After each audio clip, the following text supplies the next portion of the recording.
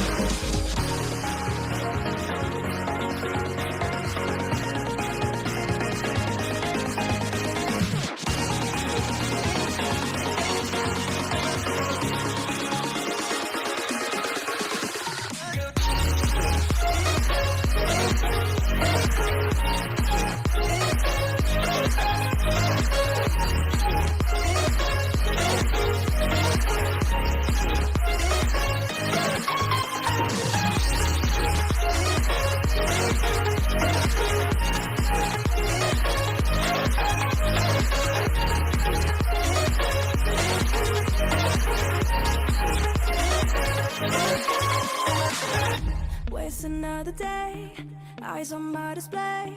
You say we need a change, and I feel that you mean it. You mean it. But you're so right, we're losing track of time, buying things online, and it's not like we need them. We don't need them. So can we just slow down? The only thing I'll do is lay here next to you. We need to slow down. Embrace the love we found for you and our city.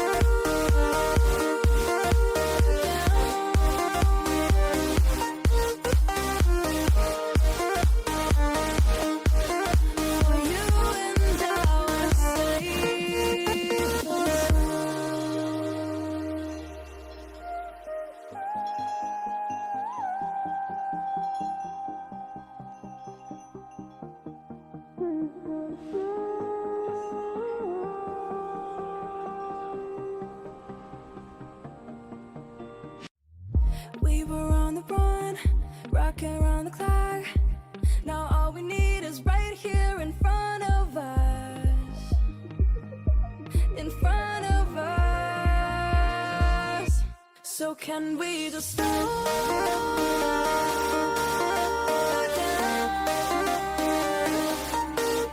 The only thing I'll do is lay here next to you. We need to slow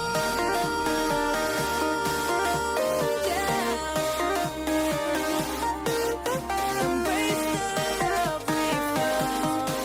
For you and I are safe and sound.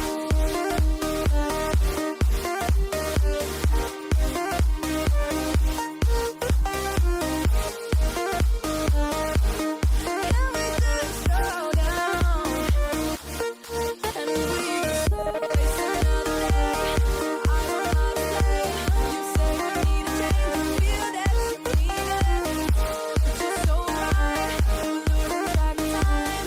Buying things online. Not like we need them. Safe and sound.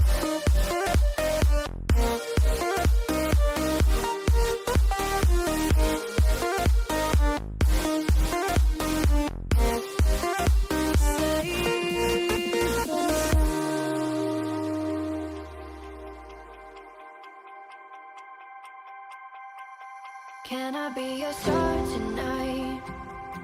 You fill my soul with light the day we met. I don't wanna leave your side, no. Have me by your side when the sun sets. I hope you'll still want me. I hope you'll still need me a million years from now. The seasons are changing, the nights ever fading. It's time we left the ground. Let's leave for an eternity.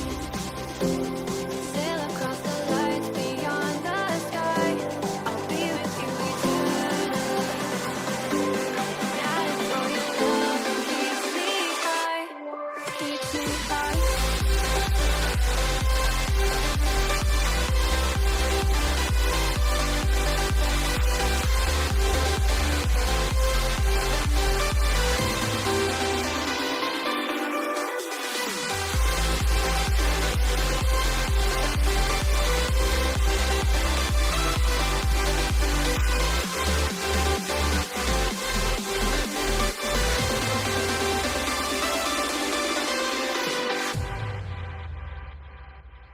Can I be your star tonight? You fill my soul with light the day we met. I don't wanna leave your side, no.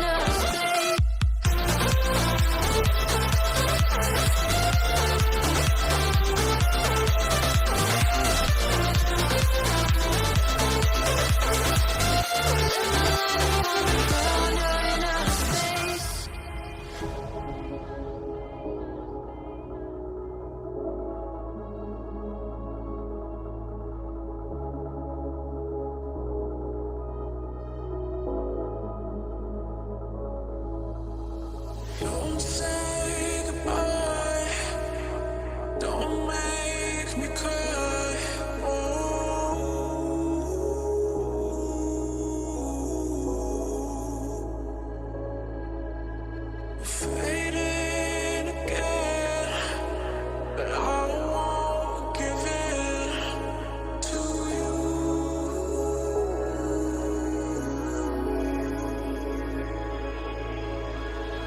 Don't say goodbye, don't make me cry.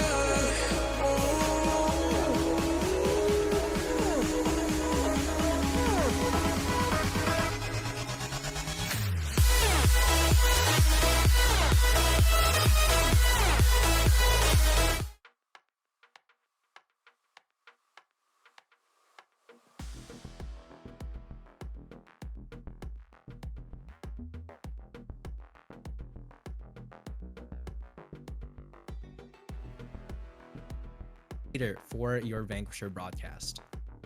Yeah, very excited to have you here. Very excited to get into week 7, and we do have a matchup that is actually really important. So Glacial on one side have not got a win yet. They haven't been performing too well, but on the other side, MZRY, they need this one to lock in playoffs. They cannot lose anymore. So very, very important one coming through. We'll jump straight into bans here as Twitch. Olaf, Smolder is expected. We're not going to lie about that. But Nivea being taken away. So some comfort picks being taken here in the first round. Yeah, definitely makes sense. Now, I will say, Sater, so I've been looking through a lot of the games, a lot of the drafts between multiple leagues, right? You know, Vanquisher, Immortal, and Smolder has had so much ban presence with very little pick presence, right? I'm just kind of wondering, you know, why is that? You know, why are so many teams willing to get rid of Smolder, but so few teams seem willing to pick him? So when I'm coaching and drafting with a couple of the other teams, it's what does your team require versus what the enemy team requires. So if you're not banning it, you're not worried about scaling. You're looking to bully. You're looking to make sure Smolder never has any impact, and you are looking to win the early game. But on the other side, if you are looking to ban it away, you're scared of them getting to the late game. So for example here, Lucian and Milio, yeah, they want to bully. But if they don't get the lead, if they don't win the lane and Smolder gets to that late game, Lucian is just eliminated from the game entirely. There's nothing Lucian can do to shut down a Smolder, as it just does more as a unit than anything possible ever. But on the other side, we do have a Poppy already, which is one of my favorite champions in the game. So I'm very excited to see that. Yeah, I mean, I love Poppy as well. You know, love that she can be played in, you know, top lane, jungle, also get a little bit frisky within support. But I would doubt seeing a support Poppy into the Milio, especially now that we have the Nautilus in bound. And Jax picked up here for Glacial Frost. I mean, solid top laner, also does have the ability to flex, so still keeping the draft a little bit flexible here, not just going to hardcore lock anything in just yet. And looking to get rid of a few of the mid lane picks here. Syndra and Hui already taken off the table. Yeah, so we're trying to pinch that pool down now for Tanksta and Born to Ice. Kind of hoping to see a little more top presence here with the Rumble. I want one more kind of top ban. I don't want to see any more Cassantes. I don't want that champion to exist. But I would like to see maybe an Aatrox here, but no, they're going to take away a Nico, which I don't think is that strong of a pick right now. I think since the bug was fixed, at least, it's kind of fallen out of favor. Yeah, I mean, Nico might have fallen out of favor, but if MZRY want to get rid of it, you know, Calypso, Ty just do not want to deal with it at all. And I know you said no Cassante, but it's still very doable. But Glacial Frost, I do believe they've been picking this Volibear top on repeat the last few games, so it makes sense as to why not to take away a specific top laner when you know that, you know, Natai's probably going to be going for that Volibear. Yeah, but you also don't want to see two split pushing top laners. The wet noodle fight that is top lane has been locked in, as they will just look to hit each other repeatedly, get their grass procs for lethal tempo, trade it out, and then hope that a jungler will come up and do something for them, because they'll never really get the chance to kill each other without a major mistake. But the Veigar coming in screams LCS right now. Yeah, I mean, Veigar and Corki, okay, so, you know, we've got hella LCS out here, and I don't dislike the Veigar pick. I mean, there's a lot of just run straight forward at the enemy team in terms of engage from Glacial Frost. But, you know, with Milio Ultimate, that baby cage might not be as effective. Yeah, there's a slight There's a lot of outplay potential here for both sides, I think. With the fact that there's so much heavy CC coming through with the likes of the Nautilus, the corruption coming from Varus, then you have even the pillar slow can be kind of negated a little bit if you time it right, and you might be able to get them around it in time. And then the baby cage, yes, Milio can do a lot, but you're engaging the other side. It's not really backline heavy without a Corki package. So Glacial Frost, yes, they'll be able to go front to back, but where's your damage source? It's kind of just Corki right now. Lucian historically isn't that super late game carry unless he has massive leads. So I'm kind of worried for their comp overall. I would have liked to see a little bit more damage coming in somewhere along the lines, but obviously we're not the masters at crafting. We don't know everything, but you know who does? You know who does? Oh, you know, I hate this part. I hate this part. pro comps. Pro comps indeed. No, Oh, honestly, boy. look, guys, everyone jump in. No matter what, jump in, give them support as they're supporting us. They've been doing a lot for us, and we really do appreciate them coming in. But they're also very, very useful, especially when you can do it just for your own kind of style of play. What do you play? You can drop those in. It'll give you the best results. And look, we all play League. We all love maths. We love just going and crunching builds or going to certain websites and going to find the perfect builds. This is just another one of them. Please go check them out. They will be in the chat. They'll be in the links down below. Go check them out. They're really, really handy. But I do believe we should be ready to jump in the game, and I'm kind of hoping for a level 1. I'm not going to lie. I just want to see Veigar just get those stacks in nice and early. Yeah, absolutely. Would love to see just how things do develop on the Rift. Now we've got Calypso Tide versus Glacial Frost, and I'm so excited to see how this develops, right? Because, you know, let's look at the facts here, right? So Glacial Frost out of contention, right? You know, have not gotten their first game, their first set win just yet. Meanwhile, you know, Calypso Tide, they need to win this. They cannot drop down out of this at all. So now Glacial Frost have nothing to lose. They get to play spoiler, and this is the most terrifying kind of team to fight against.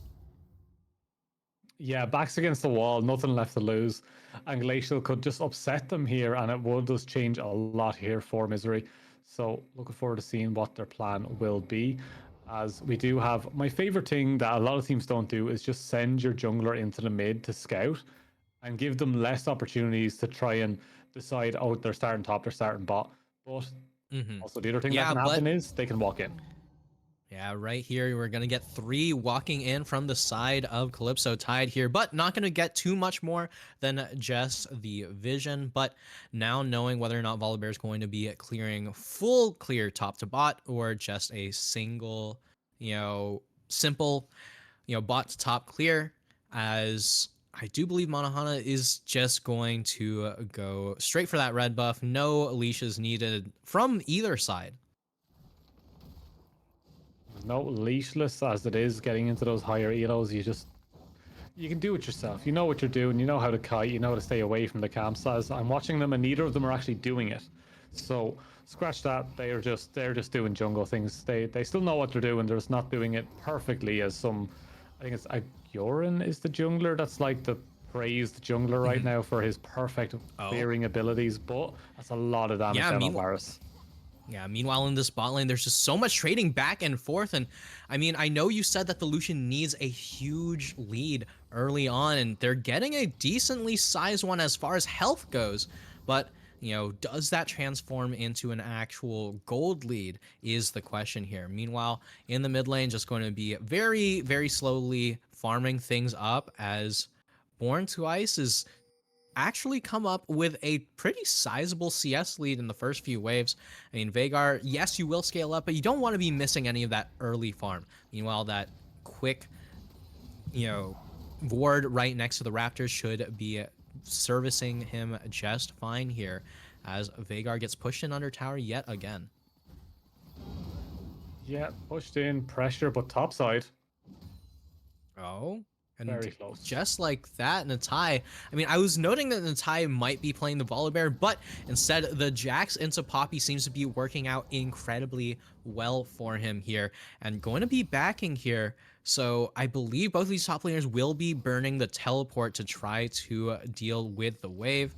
You know, you see it getting pinged out by Natai here, but Now the teleport in response, and we're gonna see whether or not these two top laners really get a chance to play that 1v1, as both of these junglers are looking to make something happen in this bot lane. We might have a fight around the crab, as the early back from Narahate and Zelveron should be able to secure that one. Yeah, it's one of those things I always like to talk about with junglers that I'm coaching, is that just get to level 4. Just don't worry about it that much. If you get to level 4, you're going to be stronger. And that's kind of your first point of contact, but Monahana wants to go for it. Yeah, Narahate gets flashed directly on by two. Voltic Kong not going to be able to get Zelveron, but still picking up that first blood. Going to feel really, really good about that one. The E comes in once again, a stun directly onto Jabber, but a hook comes in. Zelveron's still going to stay alive, but taking so much damage. Now you're going to have to back. Now you have to give up so much of the wave, and there's that early lead that we needed for that Lucian. Yeah, just as I was saying, you need to be bullying out those lanes early as Lucian to make sure that you can get to your late game. Your late game is a lot later than nearly every other ADC's, and I know I kind of share the sentiment as every ADC is that our role is just terrible right now, but it is also that point of Lucian is still one of those ADCs that's a caster ADCs, the likes of Ezreal and Smolder at the moment. You work more off of your abilities than your autos, and they're very, very important. Like, that culling can just be a difference maker. But right now, Grubs is the objective here. Jabber is going to just clean this one up, has Poppy to cover. Not quite level 6 yet, which is something I love on Poppies when it comes to these objectives. You just take out the hammer and just say goodbye. Yeah, and opting to go for all 3 of these grubs. I know that there's been a lot of junglers who've just been opting for 1, so that way it doesn't, mess with their sort of tempo. But, there's not so much of the threat towards the dragon just yet, is what I would say, if Glacial Frost weren't posturing the entire team around this dragon as a response. Monahana going to be looking to pick this one up here. You've got the bot lane and the mid lane involved, and there's just no way for Calypso Tide to even think about contesting this one. I think it's a much better choice to go for full grubs here. As we do see a fight in the top side, actually, isn't it? Ty's in a little bit of trouble. Still has flash available, but they are going to chase down that Jax as they do manage to just walk it out. No flash burned, nothing too important. But what I was going to say was the grubs over Drake for this game in particular, with the likes of Trundle and Veigar, your siege potential is actually quite big. You do have some really good opportunities to lock them around the tower or near the tower and just get those free hits off. If you have the grublings on that 5-6 stack of grubs, you can really just force them into bad positions constantly under towers. So I like the idea, but Volley is looking to still force this bot side, but no sweeper means it's going to be a bit hard to do so. No sweeper means no gank in the bot lane, at least. Meanwhile, Monahana now looking to come up behind Tanksta, instead looking to opt for these raptors, but this could be a big fight here. Jabber going to catch the bear in his jungle, but not going to be able to get too much more. The pillar goes in, not going to stop the Volibear just yet. With the shield, going to be able to walk on out of there, as Tanksta and Jabber just going to try to keep getting damage, but not so much that you can get on a Volibear using all that speed to run away. Meanwhile, Born to Ice actually ended up going down in the mid lane, right? A lot of that played around the fact that Monahana would probably be able to get some backup from the Corki, but Corki was nowhere to be found here. We see a few Qs here and there, just quick trading, solid poke damage here and there, and outplay button galore. Yeah, as Veigar does best, you just press one key and something disappears off the map, and it's just a gray screen simulator. And once we do jump back in here, we'll see, will they be able to get this in time? Born to Ice should be able to go back to cash this, so it's not too much lost here. But in the bot side, looks like there was an attempt from Jabber to get in here, but they spotted him from the ward that was placed from Monahana earlier. But Trundle is sticking around for this one. Oh, and the hook goes straight on in. Zelveron going to be able to start things off, but Voltic Kong now getting pillared up, getting slowed up, but not going to be getting locked up. There is no level 6 from either of the bot lanes just yet, so you know, Glacial Frost bot lane, not too safe, but at the same time, you know, Calypso ties bot lane, not particularly dangerous. Meanwhile, top lane, you know, classic top lane trades. You run in, hopefully get enough damage to the point where you can make something happen, and you return to the eternity that is farming under tower. Yeah, I love everyone's top lane. favorite game. Just the minions come in, you hit them, you send them back. They come in, you hit them, send them back. And in the meantime, you can get really good at like Sudoku or something.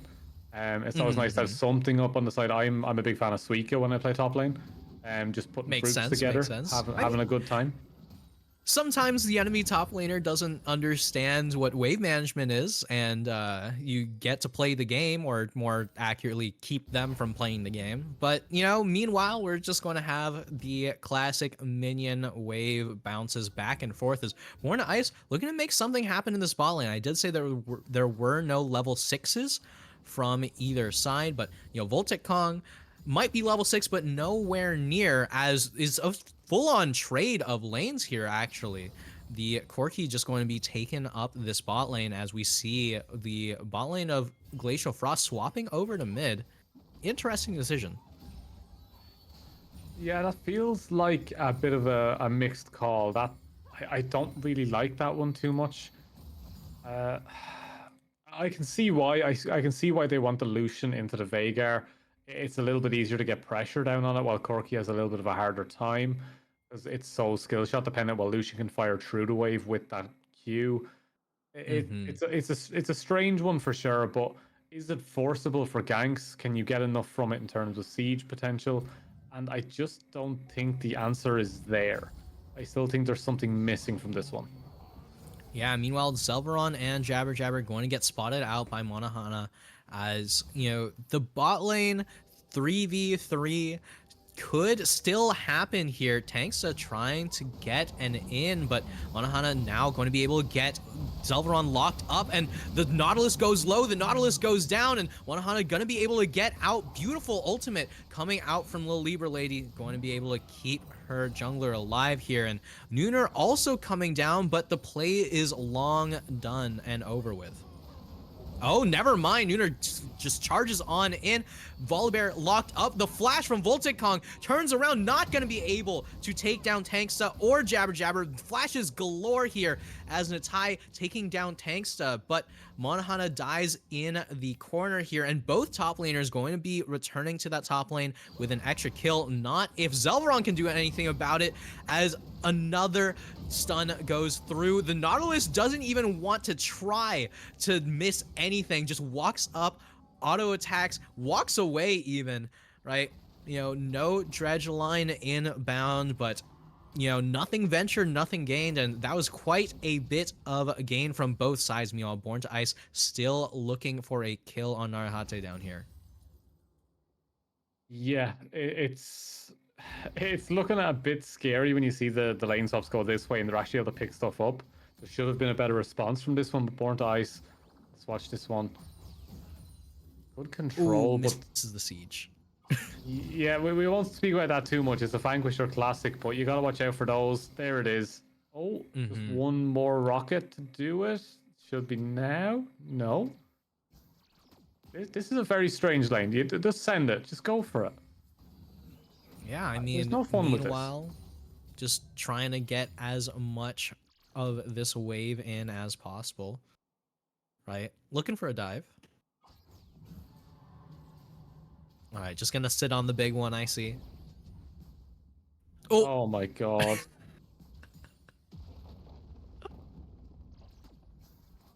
Deep breaths. Deep breaths. Okay, Everyone in well, chat, I deep mean, there it is. I guess Vanquisher low light for the day. But either way, Zelveron gonna come down here, try to make something of that play here. I mean, Dredge Line is available, not going to land, as Valkyrie on out from Born to Ice is going to take him straight to safety here. You know, Narahate was able to deny that one plate, but, you know, not going to be able to pick anything up in response here, as the Nautilus looking for the level 6. Born to Ice is born to miss right now with these rockets. Hmm. It's getting a little bit sad now at this stage. But as we do see, Grubs will be picked up here on the other side. Volibear's cleaning them up pretty nicely. The Libra Lady stepping in just to give that assistance. And they've equaled that up at least. They still have that slight Drake advantage, but it looks like they're going to trade that one back.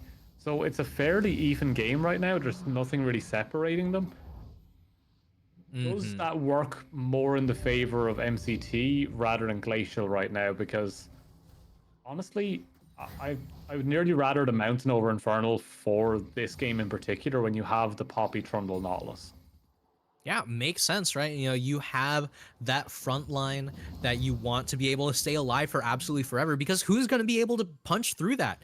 Lucian isn't exactly a tank buster of an AD carry in comparison to some of the other picks that we've seen over the years, right? You know, it's not Jinx putting out, you know, crits for forever. It's not Vayne with her percent max health true damage, right? It's simply Lucian who outputs damage and a lot of it, but you know, in the meantime, a lot of summoners getting burned here by that pillar. In such good play from Jabber, you know, just gonna be able to walk up, take the flash, take the Gromp, and right now looking to try to take something from Monohana as Tanks is just going to continue to take this farm in mid lane. Still nothing too much going on in the solo lanes. Yeah, it's a fairly quiet one, but here Oh, comes the fight. yeah, here comes a fight. Voltic Kong getting locked up by Zelveron, but still, once again, going to be the first one going down here as the Lucian gets stronger and stronger, right? And as we said time and time again at the beginning, this Lucian needs to be ahead in order to make something happen. And by God, is he ahead. Voltic Kong now has the game in his palms here. The question as to how much you can make out of it. Meanwhile, Tanksta gonna be able to get a sneaky back off here. Should be able to teleport right on back. The culling goes through, but Narahate still not going down. The Varus as undying as a Trinamir here, as the channel for recall goes on through. Both summoners burned, and Jabber Jabber and Zelveron just going to try to pick up as much of this wave as possible. Yeah, I'm starting to get more and more worried for these comps right now when Lucian is the one leading the charge, but it's always in the back of my mind that it's Varus. Varus can always come back into these games. It's like when it comes to Vanquisher, Varus is just the one I always put my money on to win a game. On the other side, though, they also have a Trundle, which I think is very strong. They have a Poppy, which I love. And then they just have a Yeah, scaling meanwhile, Veigar boss. yeah, speaking of which, that Poppy, Nooner just going to go straight on in. A double knockup, not going to be able to get much in terms of the follow-up here, but you see this Poppy just zoning off the entirety of Glacial Frost here, taking a decent bit of damage here. Here comes Voltic Kong, but the baby cage is crazy, and just like that, the ultimate comes through. Tanks are going to be able to nab one kill. Zelveron now going to be sacrificed yet again. Nooner and Zelveron going down as a trade for Born to Ice, but once again, the Event Horizon going to be able to keep the team alive here. And a very important Rift Herald pickup as Narahate is slowly getting back into this game. You know, exactly that point that you were talking about earlier is, you know, Jabber Jabber needs to be a little bit careful. Voltic Kong still does a lot of damage. Indeed, like right now, Lucian very, very strong. That culling is also coming up very, very soon. The Libra Lady doesn't have the same presence as the likes of a Nautilus, but enough of those shields and enough of that burn, and eventually something will fall. So all eyes will have to remain on this Lucian for now, but they're into the Tanksta, and Veigar can be very, very intricate in design, where Riot really took their time with it and went, you know what, we need to put as much skill dependency into this one mage as possible because we already have Syndras and Orianas. We really need something special, and they went, yeah, one button, point click, and it's the worst one as an ADC to play into. Absolutely. I mean, Voltic Kong's options at this point is, you know, pick up like a Hex Drinker or something like that, which, you know, might gut your damage, but also might keep you alive. Meanwhile, Born to Ice, the one taking the brunt of that Veigar damage for now, is a question as to whether or not that will continue as the game goes on here. And that's, you know, Mountain Drag, as you mentioned, doing wonders for them. But, you know, Monohana going straight on in. Narahate going to get pounced on, not going to be going down. Zelvaron once again going down for the sins of his AD carry. But, you know, that Varus is going to stay alive once again. Yeah, and we're happy enough with that, I think. Just losing the support is not terrible, but that Drake control, something we have to talk about. Is Jabber Jabber thinks they have something. Oh, Tanksta on the back, going to flash in, gets a flash for flash here, but now Lieber Lady and Monohana looking to punish. Meanwhile, look at that top lane. We're still going to get a fight over here. Natai trying to get on out. Solid Counter-Strike to stop a little bit of it, but we have the slow from the Iceborne, and Jabber and Nooner going to go on in, not going to be able to get the stun combo, but with the ultimates, with the flashes, and just like that, Nooner finally going to be able to take down Natai as Tanksta takes down another tower, another bit of gold into the pocket of the scaling team. Yeah, more and more going over, but towers are also falling pretty quickly here as Varus is just chunking away at those. Scaling still in favor. Towers now falling so easily. Vaulted going down. It's just way too much going on, and that's just static monstrosities right there in terms of gold. But Born to Ice, that's not where we need to be. Yeah, and just like that, the package used up, but so is the Veigar's skill, as Tanksta going to be able to pick up yet another kill off of a beautiful dredge line, starting things off from King Zelvaron. And, you know, the one saving grace that Glacial Frost had was their Lucians ahead were heading kills. But how much does a kill lead really matter when you're down 5 towers? Yeah, so that static goal has been picked up and can always be returned on the other side. That's the other thing. We can always go and get that static gold at some point. But the fact that they have it now can lead into more. So they have a slight goal lead. Will they be able to use that correctly? It's a 2-item Veigar. We see Corki has completed Manamune, looking to get into that Mura mana. Still hasn't got there. Should have it for the next fight. I can see the stacks. Don't worry before someone in chat calls it out. They're getting close. But that's still only 1 item. Lucian's on 2. Is Veigar more important in this next fight, considering MR is a little bit harder to come by? There's 1 pair of Merc Treads, a Null Magic Mantle. There's not enough MR to stop the Veigar's damage, while armor is a little bit easier to come by with that Frozen Fist, always going to give more than a pair of Merc Treads. Absolutely. I mean, Frozen Fist just does so much for pretty much anyone who picks it up, right? You know, you got the damage, you got the slow, and it's just overall, honestly, I'm not even sure if, I'm not sure if it's too much to say it might be an overtuned item, but it's particularly nice and been particularly nice for quite a few years.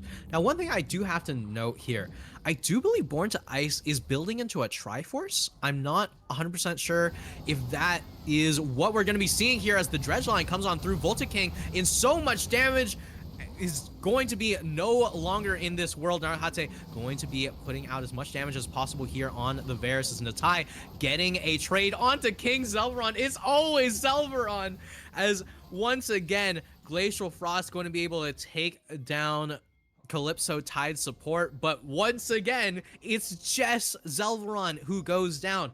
You know, the king of trades here, you know, the king of GameStop at this point, where every single time you think, hey, I got a good trade for that, Calypso Tide always come out on top, and here they are going to be able to pick up the Baron.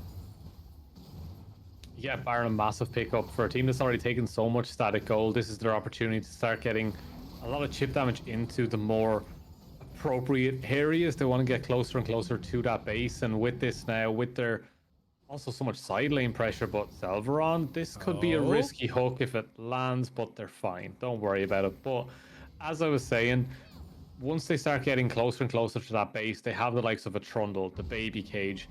Varus has the range as well. As long as Poppy to knock them back, they have a lot more options in the terms of getting closer to it, while the rest of them are going to be in this position of, how do we respond to this without absolutely sending Monohana in first? Yeah, I mean, You know, as you said, right, so much of it is front to back, and that baby cage and pillar just do so much to just disrupt the entire format of the team, right? There's very little in terms of backline access that you're going to be end up getting. Meanwhile, you know, the Tide going to try to jump straight on in, but there's just not going to be any follow up here, as you know, Narhate and Zelveron are going to be able to stay alive on that backside while outputting as much as they can the entire time. Tanksta as well with the Vagars. Another flash gets burned here. Natai in a little bit of trouble as another wave gets pushed into the spot lane. The top tower is going to be going down in response here. So Glacial Frost tries to make something happen, but they're just getting rung around the map here, as the inner tower is going to be so crucial for the side of Calypso Tide. Oh my god. Okay, they're really forcing this one, but on the other side, Little Libra Lady has fallen here as Natai now under a little bit of pressure. They're just both forcing on both sides. Who's going to win this one? It's way too much going on right now for the fight to actually happen. They have to recall, they have to come back, and it's not enough time.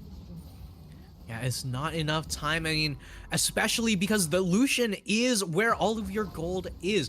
Volta King now trying to make a difference, but might be a little bit too late, as those who came before him just not going to be putting things into a very good position here. Meanwhile, Dragon is up. Cloud Dragon, not necessarily something you might want to fight around here, but you know, with Natai coming up in 8 seconds and no teleport available, it seems like Glacial Frost should just be giving up this Cloud Drag, but they're not going to do it. Instead, they're showing everyone here. The baby cage goes crazy. Volta King not going to be able to put out that much damage as Tanksta going on a rampage. The Lucian stays alive for just a little bit longer, but the Trundle just going straight in, no way to run, and Lil Libra Lady now trying to get away from these extra suitors, as she's just going to run into that river, get a back to that Nexus here, but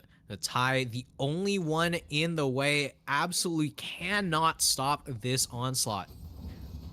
Manahana and Little Libra Lady will be in a position to help here, and that could be a difference maker as they start to peel off, knowing that it might be a little bit too difficult, and they don't need the force as they hold all the cards.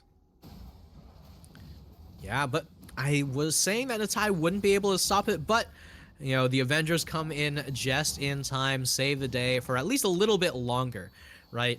As Glacial Frost had a solid position at the beginning of the game, but as you were saying, Satyr, right? This Veigar and this Varus are always going to be a threat the later that this game goes. And, you know, Veigar's not even popping the Lucian, of all things.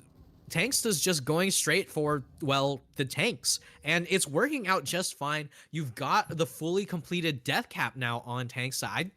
I'm dying to know just how much AP we have on this Veigar now. But oh my lord, every single little bit of damage that's been going through on this Veigar, like from this Veigar, is so incredible. 873, jeez. Yeah, and they say that mid lane isn't busted. Just off flat damage alone, that's one-shotting something on the enemy team, as there is the likes of Milio and Lucian that are just targets for this ult now. It's a very difficult game when you allow the scalers to be at this level at just 25 minutes into the game. They're ready to end this one, and what can you do in response? Yeah, I mean, speaking of which, looking to end things through the top lane, Monahana trying to go on in. The package does not accomplish too much. Meanwhile, the baby cage locks up Monahana, and now Born to Ice and Volticon going to be looking to go down here. There's the ultimate onto the Lucian. There's the baby cage stopping up any sort of response here, and Calypso Tide looking to secure a way into playoffs. This is a game that they need to win, and when they are looking to do here, just burning everything to try to end the game as soon as possible. Dredgeline goes in, and so much CC onto Born to Ice as they're going to look to go completely into the end here. Natai getting locked up and taken down here as the Nexus goes down. It was looking so good for Glacial Frost at the beginning, but Calypso Tide gonna turn up in the end. Yeah, there was opportunities there for them. Volticon was doing so well on that Lucian and picking up great leads, but they couldn't disperse that gold around to the rest of the team, and the tie falling very far behind in the top side, just in terms of pressure, not being able to become that split pushing Jax as Poppy was just too strong. Monahana had good opportunities, but the Veigar just went, "You're now my target." And it just kind of came down to just control in these areas. Like, control mages are so important, and it's something that we try to hammer home as much as possible. If you control the area, it makes an ADC's job so much easier to pick the right target. And yeah, that's a lot of magic damage to deal in one game. Yeah, I mean, when you've got a fed as hell Veigar just pumping a damage into the enemy team, you have so much in a good position for you here. But, you know, either way, as we said, Calypso Tide need to win this series if they want to stay in contention for playoffs. Meanwhile, Glacial Frost are the ones with the ability to play spoiler here. So game number 1 is under Calypso Tide's belt, so they just need one more to stay in contention here. But whether or not they'll do it will come down to game number 2, so don't go anywhere.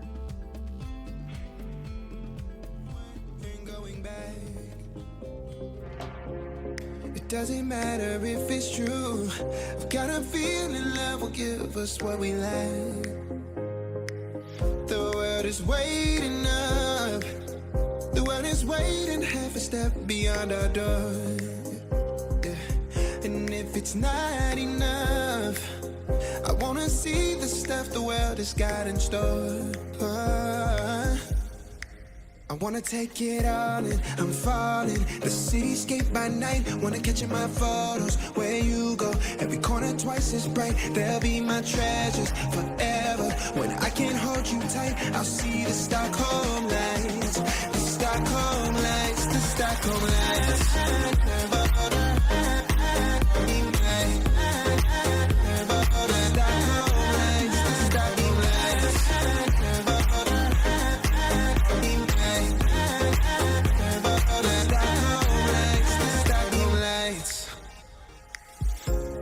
Tomorrow feels a year away, like the seconds, the beginning and the end.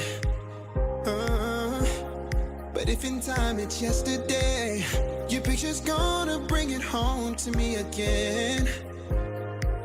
The world is waiting up. The world is waiting half a step beyond our door. And if it's not enough, I wanna see the stuff the world has got in store. I wanna take it all in, I'm falling. The cityscape by night, wanna catch in my photos. Where you go, every corner twice as bright. They'll be my treasures forever. When I can't hold you tight, I'll see the Stockholm lights. The Stockholm lights, the Stockholm lights.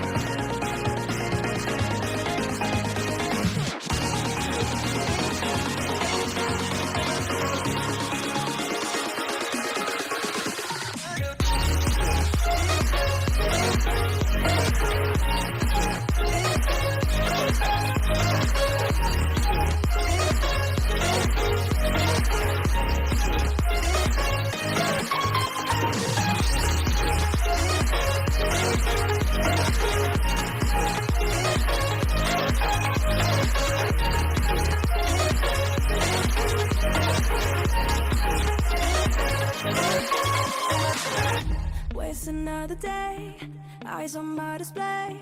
You say we need a change, and I feel that you mean it. You mean it. But you're so right, we're losing track of time, buying things online, and it's not like we need them. We don't need them. So can we just slow down? The only thing I'll do is lay here next to you. We need to slow down. Embrace the love we found. For you and I are safe and sound.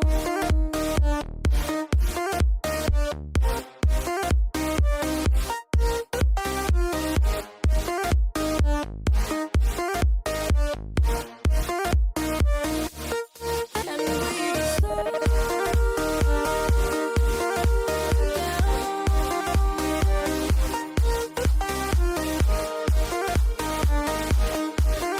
For you and I are safe and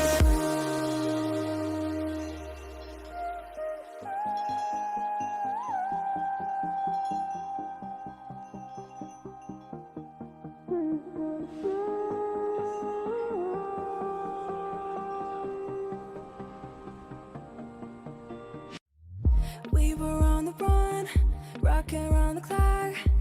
Now all we need is right here in front of us. In front of us. So can we just slow down? The only thing I'll do is lay here next to you. We need to slow down. Embrace the love we found. For you and I are safe and sound.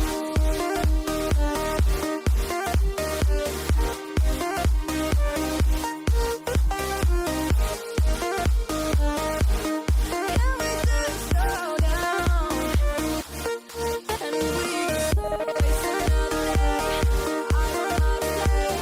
You say we need a change, and I feel that you mean it.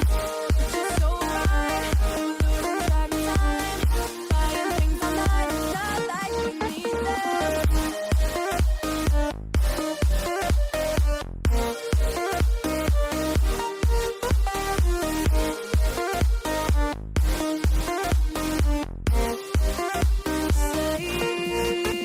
sound.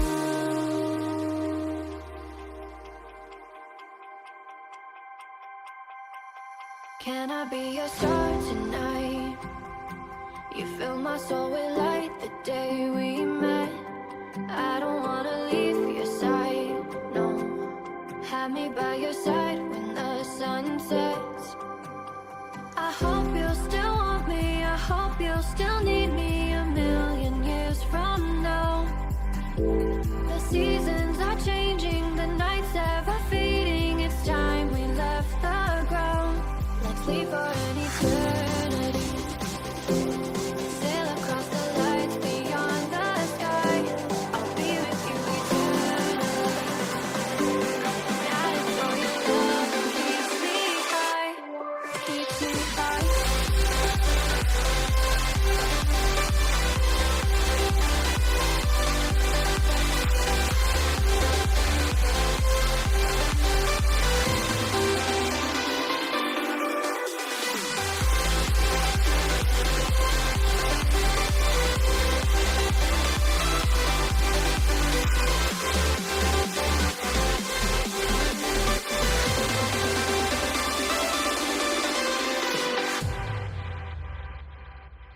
Can I be your star tonight? You fill my soul with light the day we met. I don't wanna leave your side, no. Have me by your side when the sun.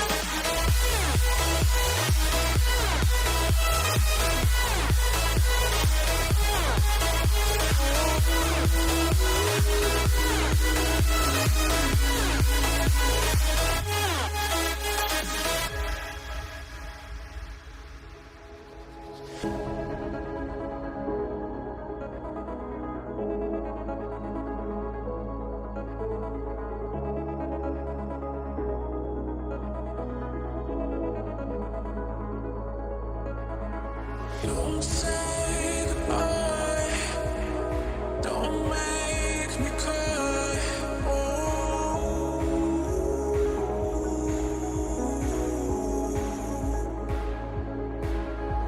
Fading again, but I won't give in to you.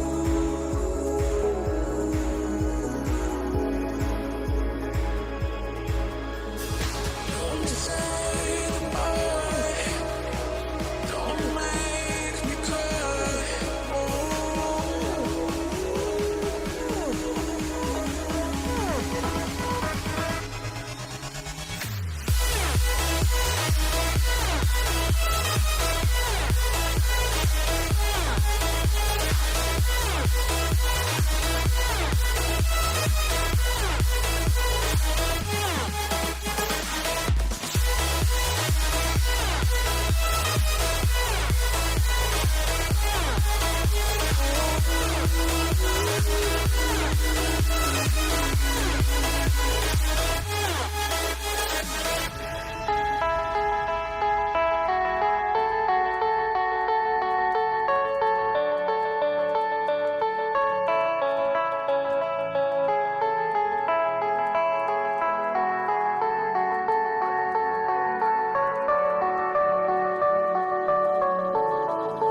Heard them say our best days pass us by,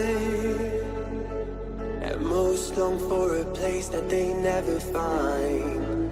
I'm afraid I wake up when I die, and it is too late to climb any mountain. Time is of the essence, the blood running through our core. It's best to not feel sorry when it's over. I will be the greatest that you've ever seen before, and I'll stay eternal. Eternal.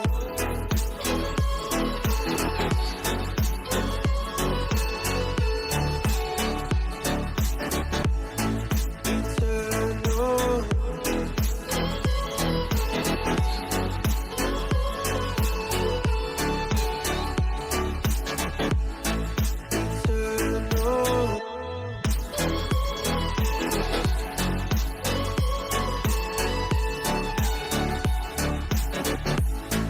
Eternal.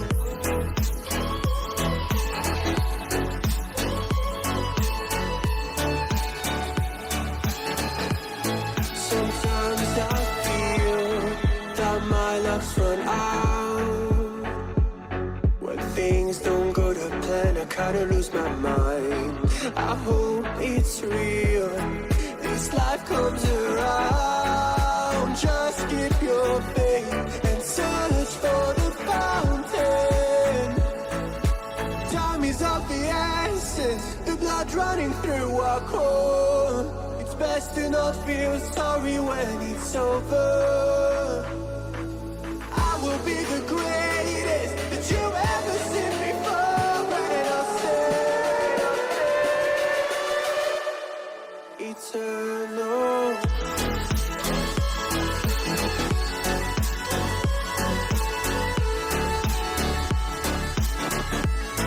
Eternal.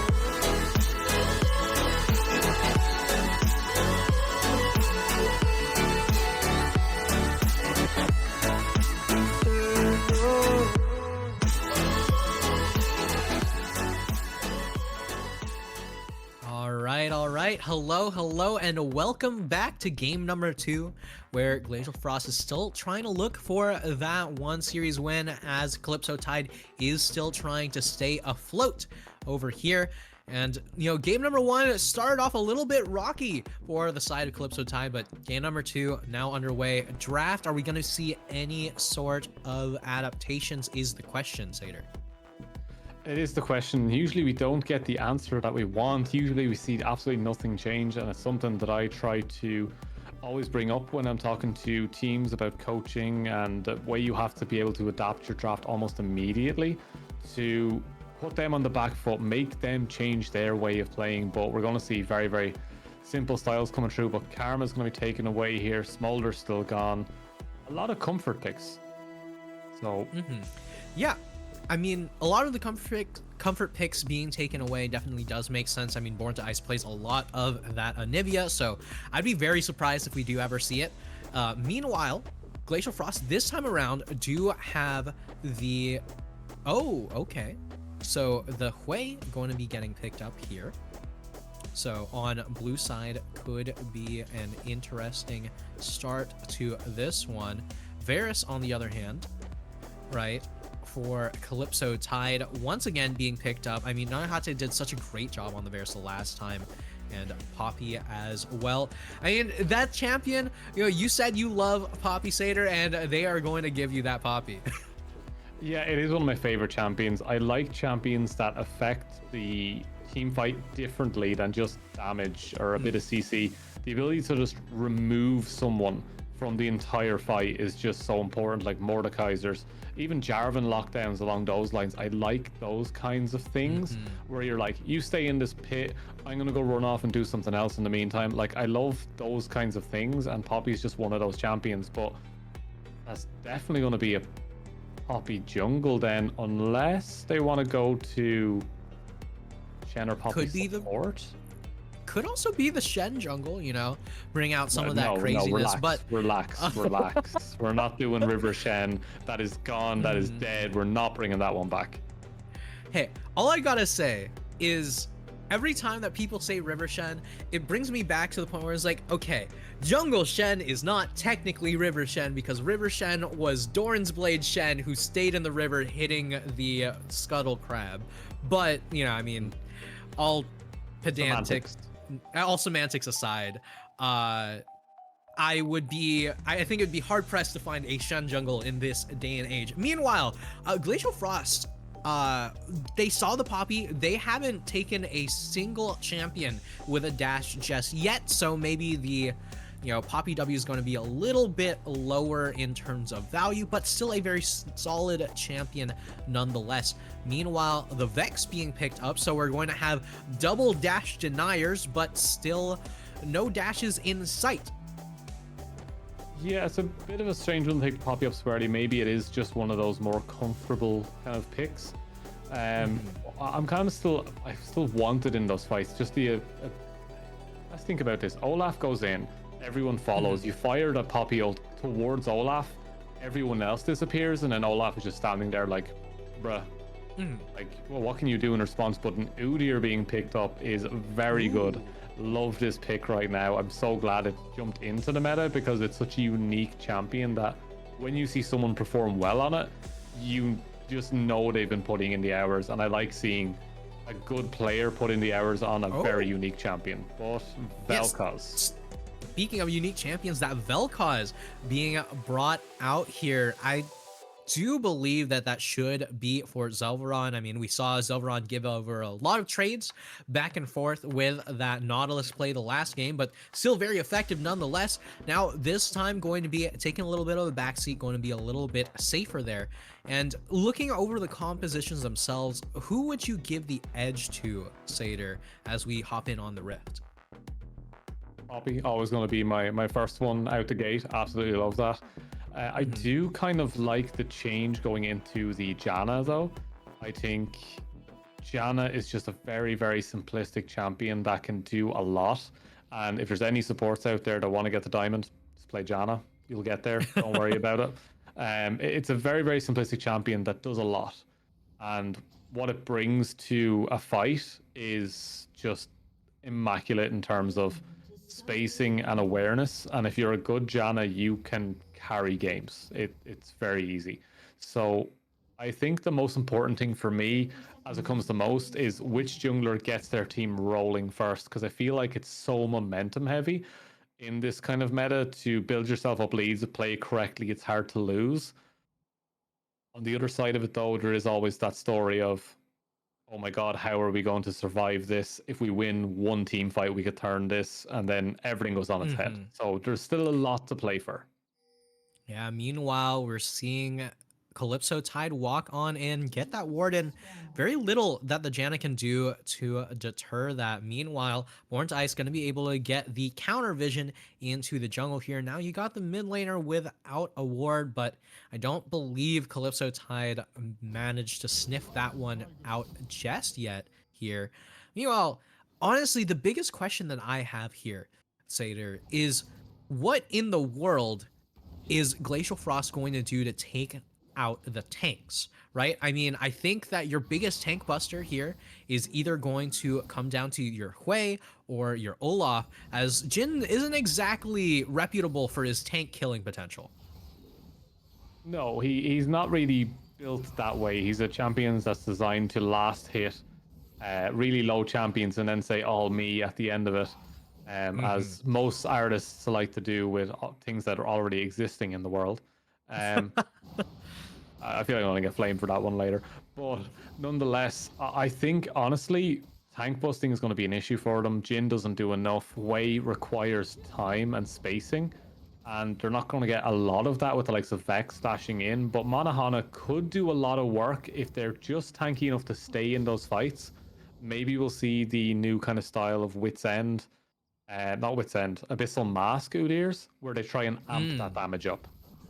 Yeah, especially with that, Conqueror should be able to stay in those fights for quite a decent bit of time. Meanwhile, Zelvaron and Nadahate just going to continue to push in this lane, continue knowing that their jungler is going to be down there soon rather than later, as Voltic Kong likely not going to be getting as crazy fed as we saw in the last game. Meanwhile, Natai going to shove in this top wave as Nuner just going to pick up as much farm as possible. Shen, just the eternal brick in that top lane, very little that you can do in order to move him outside of jungle interaction here. Meanwhile, speaking of jungle interaction, Jabber gonna walk into this mid lane. Born to Ice could be in trouble here. Tanksta going in. The fear goes wild, and Born to Ice almost going down here. The flash forward and first blood for Tanksta, as just like that, Calypso Tide going to get a very important early lead. Yeah, that early lead could definitely change some things around, because last time we did see Glacial Frost kind of start off a little bit better, and maybe with the change of pacing we'll see a much cleaner game coming out from the side of Calypso Tides. But first blood is only first blood. It's only 400 gold. It's not that big, but what is big is Jabber being undetected on this bot gank. For now. I mean, for now, right? The Poppy making his way bot, but unfortunately, not going to be able to see an angle just yet. Just going to look to get as much farm as possible. Still has not taken that blue buff. Meanwhile, a bit of trading back and forth in this bot lane here, as Jabber's going on in here, but still not going to be able to pick much of anything up. Hits the level 4, still has not hit that blue buff though, as we're also seeing Born to Ice and Monahana just looking at that top lane. Nuner could be in trouble here on the Shen. Might be in a little bit of trouble. That is a lot of people to be sitting in a tri-bush as the axe hits. Nuner has to make a decision here, but will step up. No vision of them yet.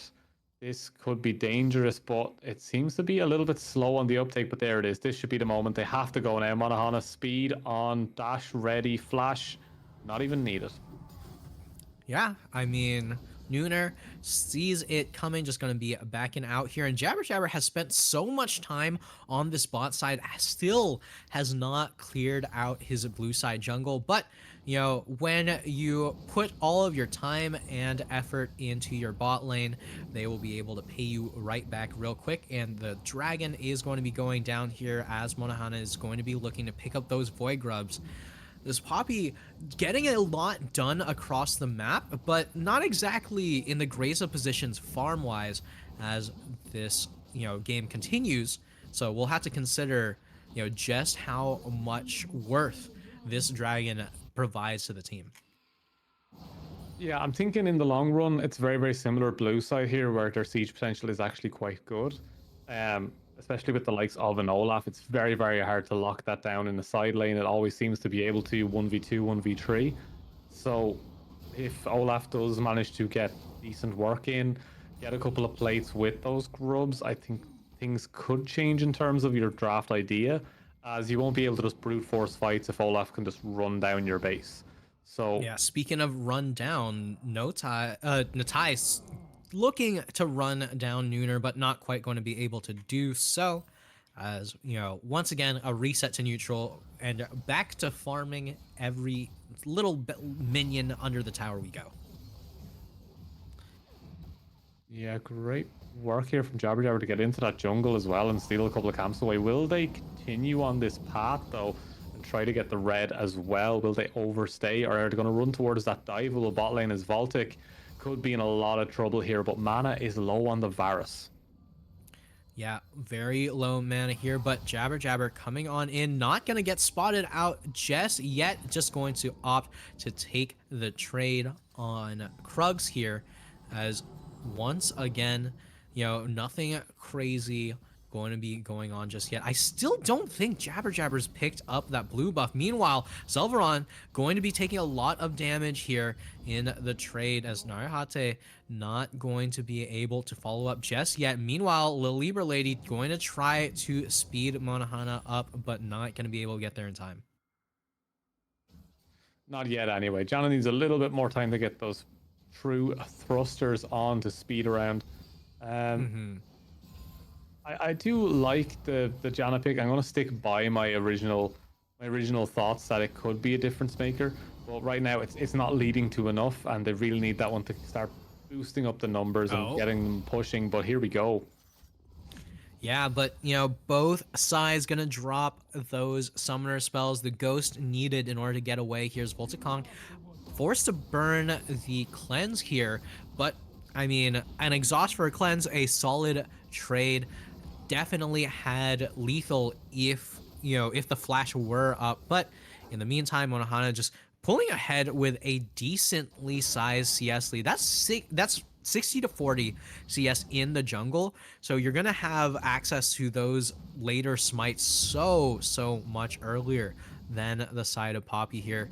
You know, level 6 on Udyr doesn't necessarily mean all that much, but it's definitely going to be a good feeling hitting tab and saying, oh yeah, my jungler's pretty dang far ahead. Yeah, you can never complain with the small things coming through just in terms of numbers. So they are doing decently, 3 camps ahead in terms of stacks. They will have that higher level smite available on these grubs. Well, little Libra Lady is speeding up here.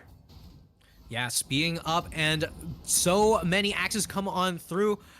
Monohana just getting that Phoenix stance over there, but not going to be able to get much with it. But Jabber Jabber, on the other hand, with the Hex Flash over the wall, gets so much damage onto Born to Ice, but not going to be able to get the full-on kill just yet. And Zelveron, with the snipe from downtown, gets the Q off, gets that kill, and we saw so many traded kills with Zelveron the last game, and this time around, man is just going to pick up all the kills for himself. No need to die on this Vel'Koz here. Meanwhile, Natai looking to try to make something happen in this top lane, get a little bit of that early vision, as Narihate is just going to continue to farm up this bot lane. We saw just how powerful the Varus got once farmed up, and the corrupted chains go through.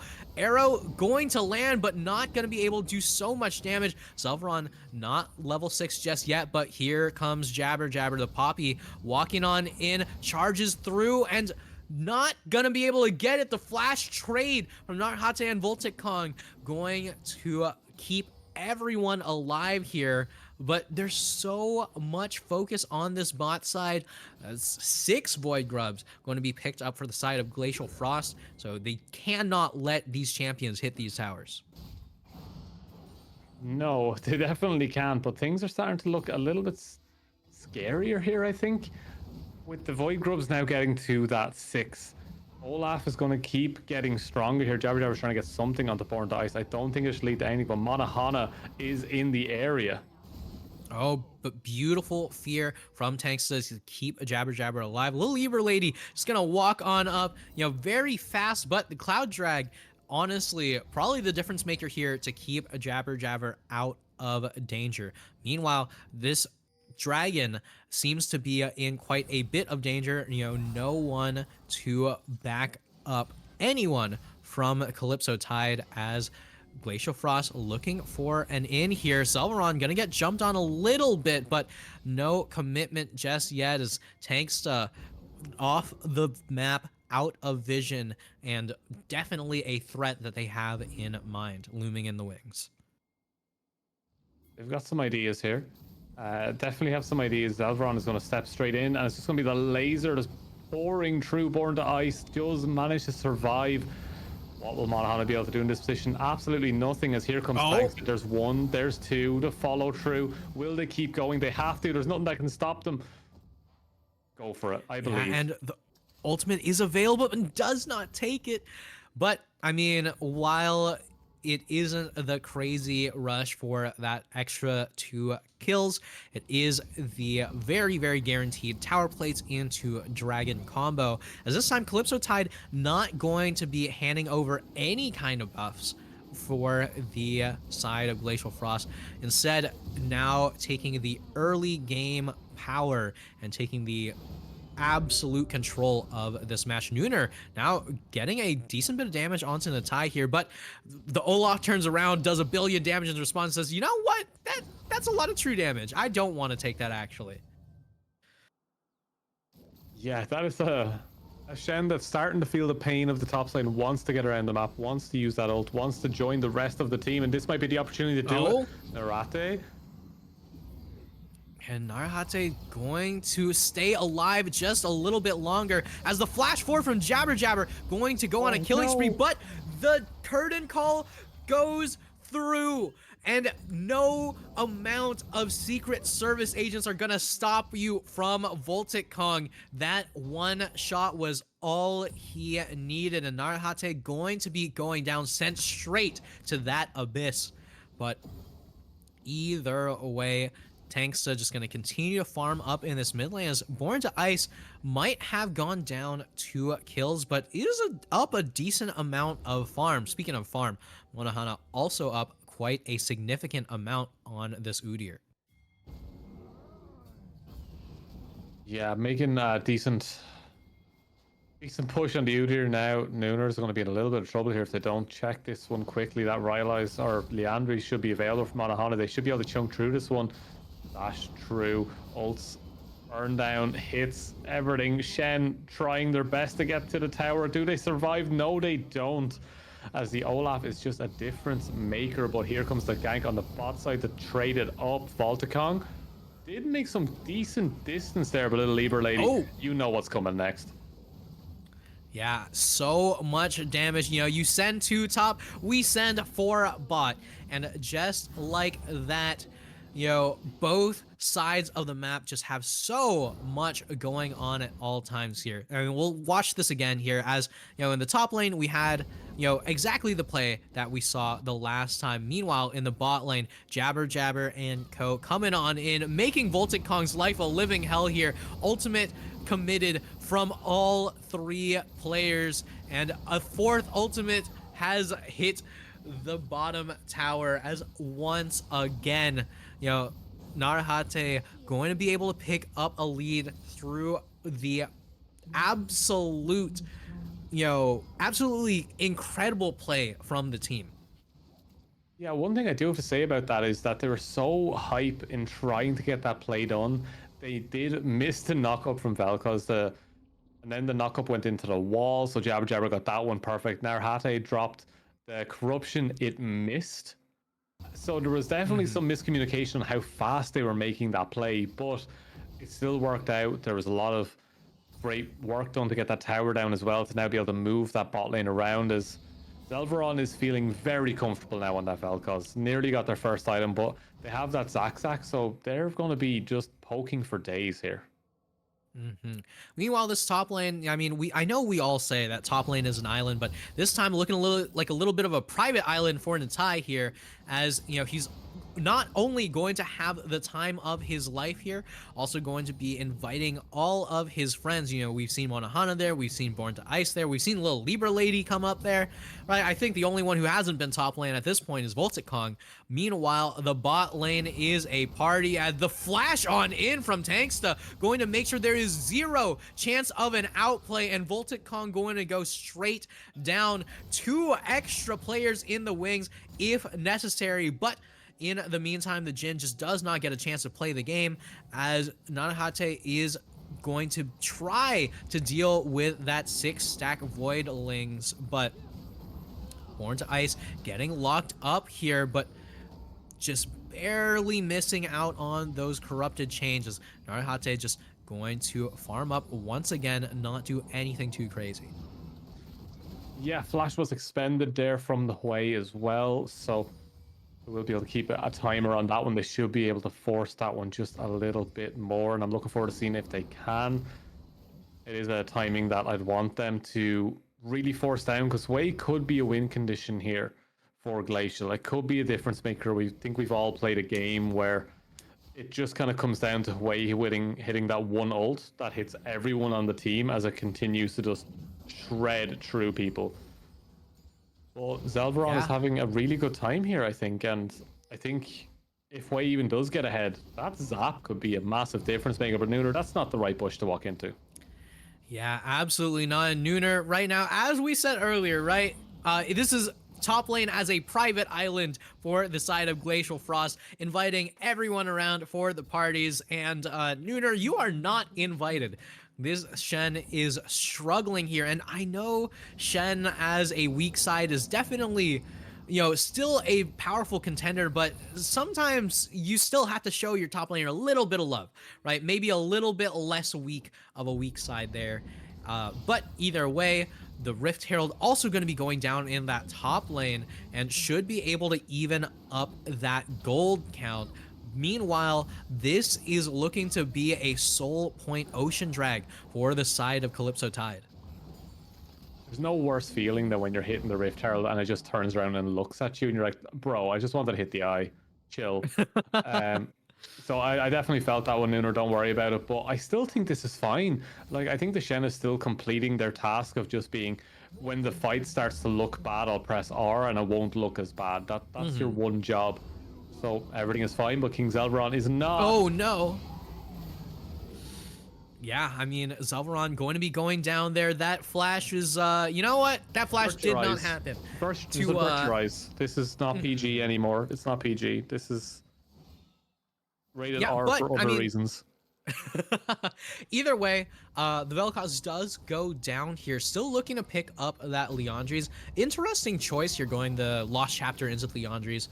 I like the bit of itemization here to try to be as relevant as possible as soon as possible. Meanwhile, you know, Nooner, as we said, right, still completing the job of that weak side. Oh my god, the ultimate also goes wide over there, as, you know, Voltic Kong just gonna make it out with the absolute smallest of margins, as once again, Born to Ice in this mid lane, gonna farm everything up, and Narahate and Zelveron just continuing to walk together around the map to try to make stuff happen, as Jabber Jabber going to miss out on that small bit of extra little gold, but, you know, no harm, no foul. I do believe that pretty much both junglers should be finished up with their jungle items.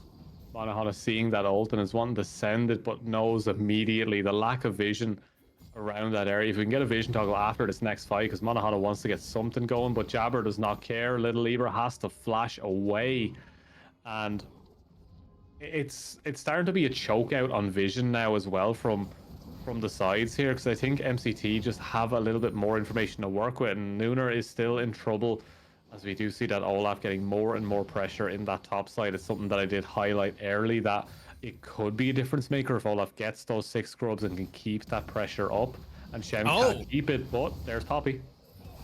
Yeah, here comes Poppy, the flash in, and Volticong once again gonna be going down. How many times have they specifically taken down Volticong? Like, I understand that Volticong was super strong the last game, but not this game. That seems like a little bit excessive to me. Meanwhile, Born to Ice, Monahana, and Little Libra Lady going to try to make something happen under this tower, but the corrupted chains not quite going to lead to a kill just yet. We're seeing the Varus walk up to try to make it happen. One route to start things off though, and the flash goes forward. Not gonna be able to get it as the Shen ulti is in. Natai looking to make something happen. The ultimate lands, and the Vex going to go straight into that backline, but that is a very mad Udyr. Going to be able to shut down the Vex as the Olaf is in the backline, immune to all CC, cannot be disabled, looking to disable some of those health bars, and Nooner right now blocking up as much as possible, but not going to be able to save his team from this incredibly strong Olaf. Yeah, Olaf finally decides to leave the top lane just to make sure that the team understand I'm doing my job and this is how I do it. Runs in, kills multiple members, leaves, goes straight back to top side, and you just know Natai is feeling themselves this game. This is their opportunity to put their whole team on their back, looking for possibly their first series win if they can close this one out and get to that game 3. Yeah, I mean, still looking for that game 3. Meanwhile, Zelveron just trying to slow down the tie here, and Jabber Jabber is here. I'm not sure if they quite got the damage to make this happen, but you know, you've got Tanksta in the wings here, and the Olaf finally goes down. Solid shutdown going over to Jabber Jabber. This Poppy gonna get even more tanky. Meanwhile, Narahate just knows his job, just going to look to farm things up as slowly and calmly as possible. Not going to make any plays with the Varus. You just need to be that later game insurance. Meanwhile, Voltic Kong finally going to be able to pick up that bot lane outer turret. Just a little bit of that standing gold under the belt here, and you know, we saw 5 towers to 0 in the last game, but that was from Calypso. Meanwhile, we getting an in from Jabber Jabber, and this Udyr is honestly so unbelievably tanky. Meanwhile, Tanksta and Born to Ice are going toe to toe. The Vex going to go straight down, the teleport coming through, and just like that, Glacial Frost are now the ones picking up this mid game. At this point, Seder, I feel like it's almost a curse to win the early game. Yeah, maybe just stop going for the early game. Maybe it's time to just change things up, throw the early game as hard as possible, and just make your way back into the game later on, because League of Legends is a fun and balanced game. But all credit to them, they've been playing exceptionally well to get themselves back into this one. But the win condition is still available there for Eclipse, so we can't forget they're one away from getting an Ocean Drake. And I think with the Ocean Drake, Hwei becomes a little bit less useful because it's all about burst, and if you can't burst them, you're in a little bit of trouble. Oh, absolutely, and especially because, you know, even a little bit of that poke being mitigated from the side of Calypso Tide could be a huge boon for them, right? I mean, you get rid of some of that Hwei poke, and all of a sudden, it's very difficult to be within burst range to begin with. Meanwhile, Natai looking to get engaged on here. Jabber Jabber in the wings, not going to force anything just yet as the Poppy runs on in, turning me into a liar immediately, but Nooner nowhere to help here as Tanksta still going to be fine standing next to his bot lane. Narahate and King Zelveron trying to make something happen, but I mean, at this point, the only happening we're going to get are fights over the scuttle. Yeah, the fights over the skull are going to be big, but Drake is obviously the big plan. But what have they got for this mid-game kind of section? What are they going to do next? There's still a little bit of time remaining in terms of planning for what's next. Baron is a good option if you want to try trade a Baron for a second Drake here for Glacial. They have a lot of opportunities for plays. It's a matter of how they're going to take them, because Tanksta has the ability to get onto, let's say, Baltic and do the damage required to take out that Jhin. But the rest of the team, what are they going to be able to do with that? Like, can they get through this Olaf? Do they have the burst to take the Olaf out? Can they clear around the Olaf to make it more than a numbers advantage of maybe 2? They might need 3 at this stage, and a lot more time is required for this Varus as well. Yeah, I mean, at this point, there's very little that Calypso Tai can do to run away from the Olaf. I mean, he's got the Ghost, he's got the Sundering Sky, he's got, you know, the Stridebreaker. There's just so few ways to actually get away from the Olaf outside of just straight up killing him, right? You know, you're not sitting here with Emilio or, you know, someone who has a ton of move speed. Meanwhile, you know, Jabber Jabber getting a little bit of extra move speed to go straight on in onto Born to Ice. Not going to be able to get the kill, though, as Lil Libra Lady also going to be able to get out just in time. The flash forward from Narihate to secure Lil Libra Lady, as Monohana now in a little bit of trouble as well, and Jabber Jabber has to flash here. Look at Narihate just putting out damage after damage. And right here is why this Varus has been farming up for so long. You get to those 2 items, you do so much damage. Everyone has to respect you. And Nooner still sitting in this top lane, still trying to pick up as much farm as possible. But, I mean, the Shen only gets tankier from here. The Shen only gets tankier, only gets bigger. Is there still opportunities for him to get back into this game? Is Monohana? That's a mistake. Okay, I mean, Monohana going down here, but the trade kill onto Narihate, honestly, sometimes you're going to be taking that one to the bank here. But, you know, Jabber Jabber, on the other hand, going to clear out this wave as quickly as possible with the Poppy, you know, trying to make things a little bit more difficult for the side of Glacial Frost. Meanwhile, you know, Lil Libra Lady going to be able to get some scouting done, get a little bit of vision at that Baron, try to make it a constant threat without really putting herself at risk. Yeah, putting yourself at risk is the thing that most supports have to do regardless. But let's see what they can do from here. So that's a big ult. But are they going to be able to chase this one down? The damage is there as Jabber Jabber goes on a killing spree. And Poppy, are you the carry your team needs? We're going to have to find out soon.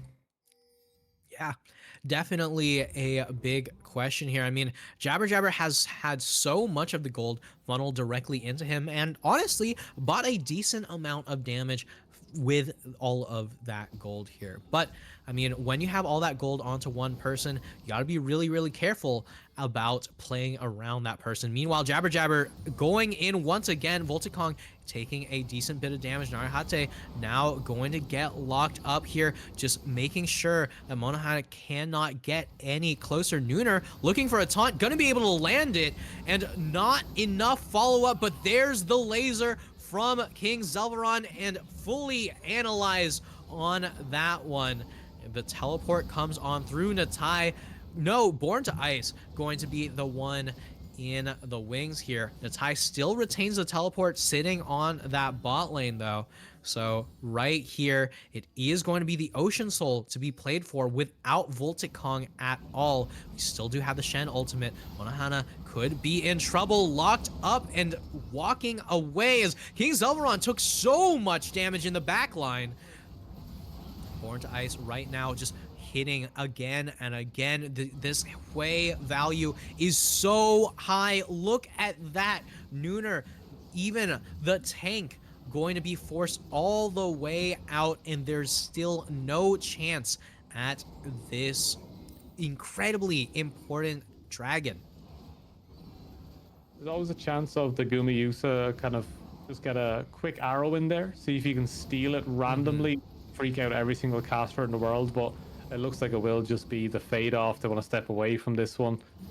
It's definitely an idea to just kind of keep forcing these and don't go towards any sort of bigger objective. Stay away from the Barons, stay away from the big team fights, and just keep on scaling. Because Glacial Frost, they are building a way back into this that I didn't see possible earlier on.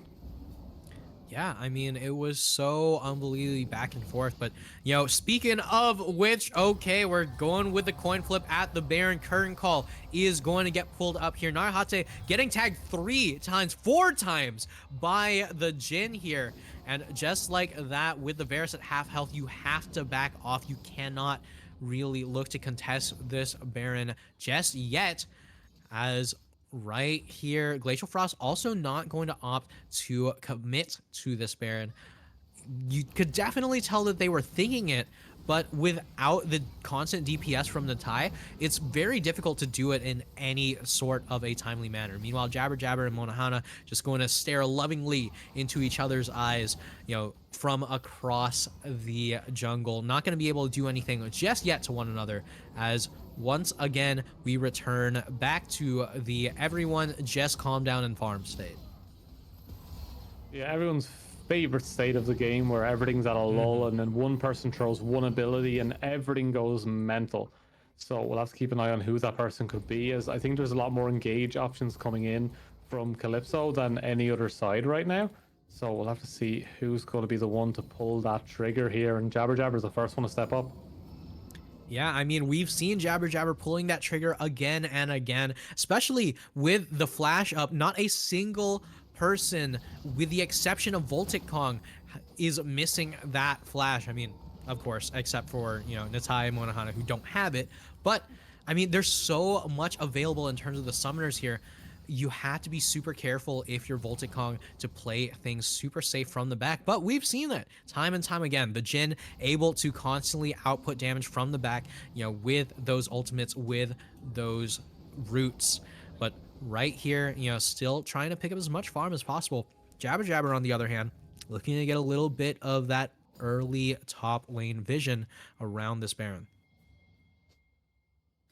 Yeah, this is the lull that everyone loves to talk about. So we'll have to take stock on things here, and I think the biggest kind of thing that's standing out to me is it's still kind of down to Natai to be a difference maker.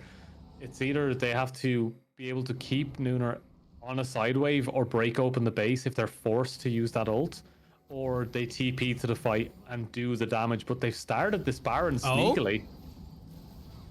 Yeah, I mean, they definitely started. Narihate taking a lot of damage from the Baron. Monahana now going to be getting locked up here.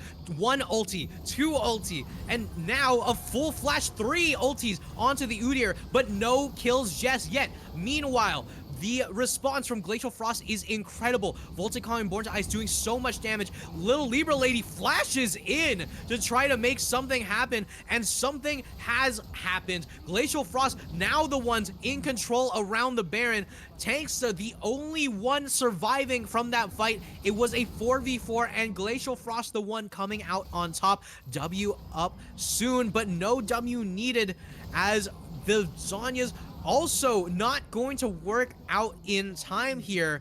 The Baron going to get ditched completely. This is a fully open inhib. Could even turn into some Nexus towers at this point.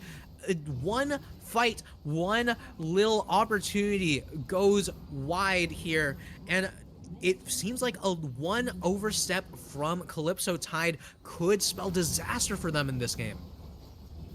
Yeah, maybe started to regret the Vel'Koz choice here, and maybe should have went towards something with a little bit more staying power to try to keep Narahate in a good position, even an Enchanter to try and boost them up a little bit. It's an interesting pick, and I like to see a little bit of spice every now and then, but sometimes you do just need something to keep that Varus in the game constantly. But it looks like they want to force onto this Drake, and they are not letting it go without a fight. I mean, that's the thing about spices, right? Having extra spices is always nice if that's what the dish needs, right? It's not about adding spice, it's about adding seasoning. But right now, the question is Monahana in a solid spot? Going to get a decent amount of poke off onto Narahate, but that's the empowered ability off of Udyr, so still susceptible to CC. Going to see Natai getting knocked out here, and everyone focusing on the Udyr. Tanksta in the backline. Nooner going to be able to help slay Monahana. Voltic Kong going on a rampage, though, as one incredibly powerful damage dealer going to get taken out on the side of Calypso Tide. The curtain call goes through, and another one taken out here. Narahate and Zelveron sorry, Narhate and Jabber Jabber, the only ones alive. Natai going to be teleporting in, looking to end the game, and we have a series on our hands, Satyr, as Calypso Tide just needed one more to secure playoffs. And Glacial Frost have nothing to gain from this, but just like that, they have nothing to lose. Taking out Narahate as the Nexus falls, Natai ends it all, and game 3, here we come. Yeah, very, very excited to see if that Olaf's going to be allowed through again. I think it was such a pivotal pick in this one. The Huey also being very, very strong. And it was kind of those points we talked about when we were leading up to this, those little picks that can just scale and change the course of a team fight. For all the advantages that they did pick up, it wasn't enough to give them the win. And Varus needed a little bit more help on that bot side. It really did. Yeah, I mean, I don't know about that. We saw Narahate get so much help from, well, the play in that game, but it then does tend to come to a question of like, you know, you've got this hyper carry Varus. What are you going to do in order to protect him against an Olaf who's just going to run straight through your entire front line, right? I mean, we had so much disengage that works into so many other champions, like, you know, Poppy, Vex, Shen, all incredible tools at keeping people off of your AD carry. If those people trying to get on your AD carry aren't directly immune to CC like Udyr or Olaf. Either way, you know, Glacial Frost going to be able to pick that one up, bring us to a game number 3, and Calypso Tide gotta be a little bit scared of how this game went. We'll only be able to tell on the Rift in game 3, so don't go anywhere. We got a series on our hands.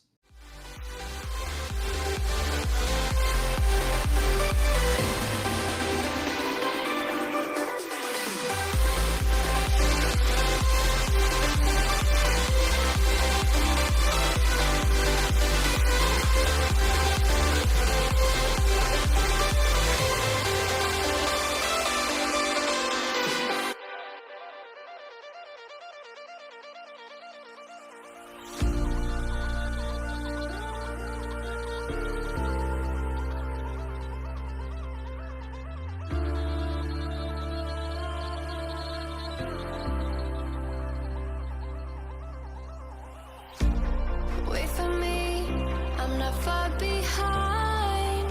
I know that I can change. Remembering all of those nights beneath the window frame. Don't know why we keep going running around in the same place. Can't decide to live my life on the ground or in outer space.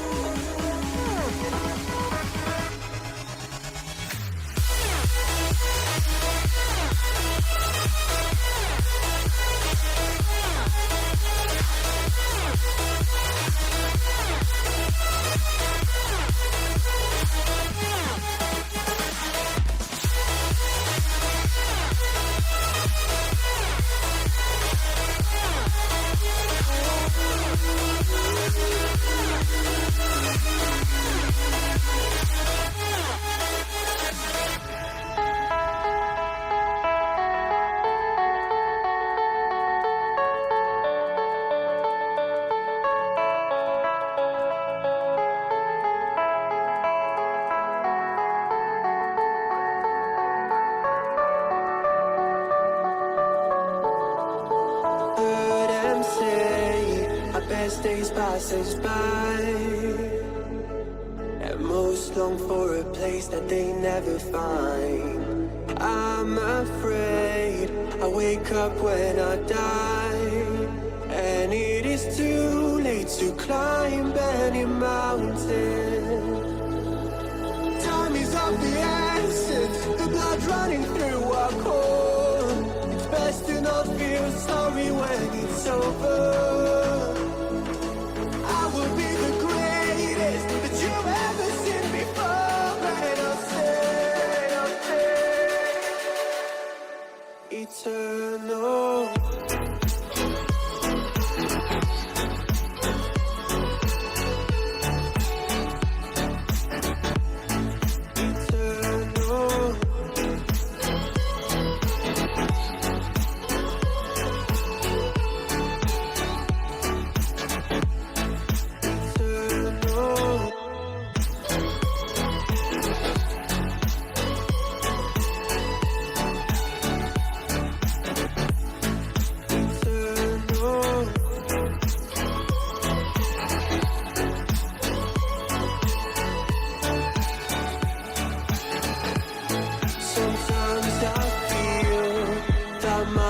Run out when things don't go to plan. I kinda lose my mind.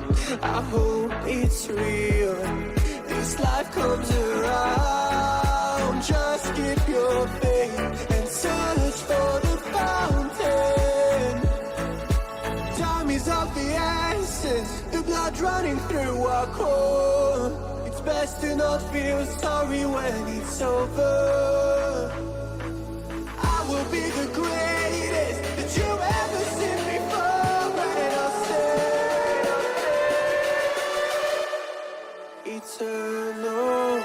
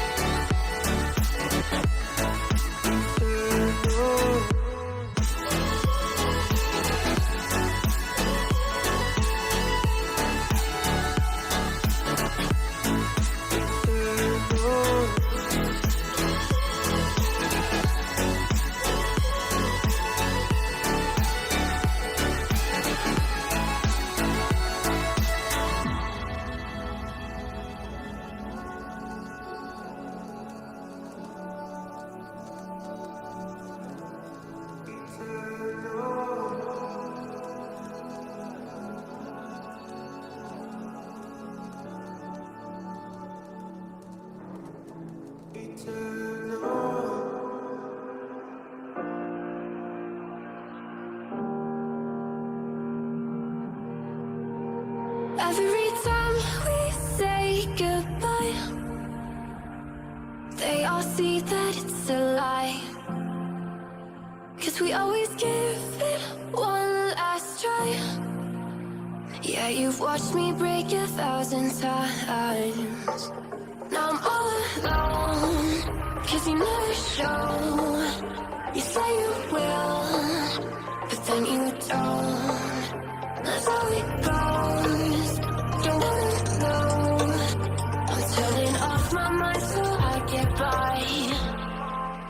I just wanna be happy, happy tonight.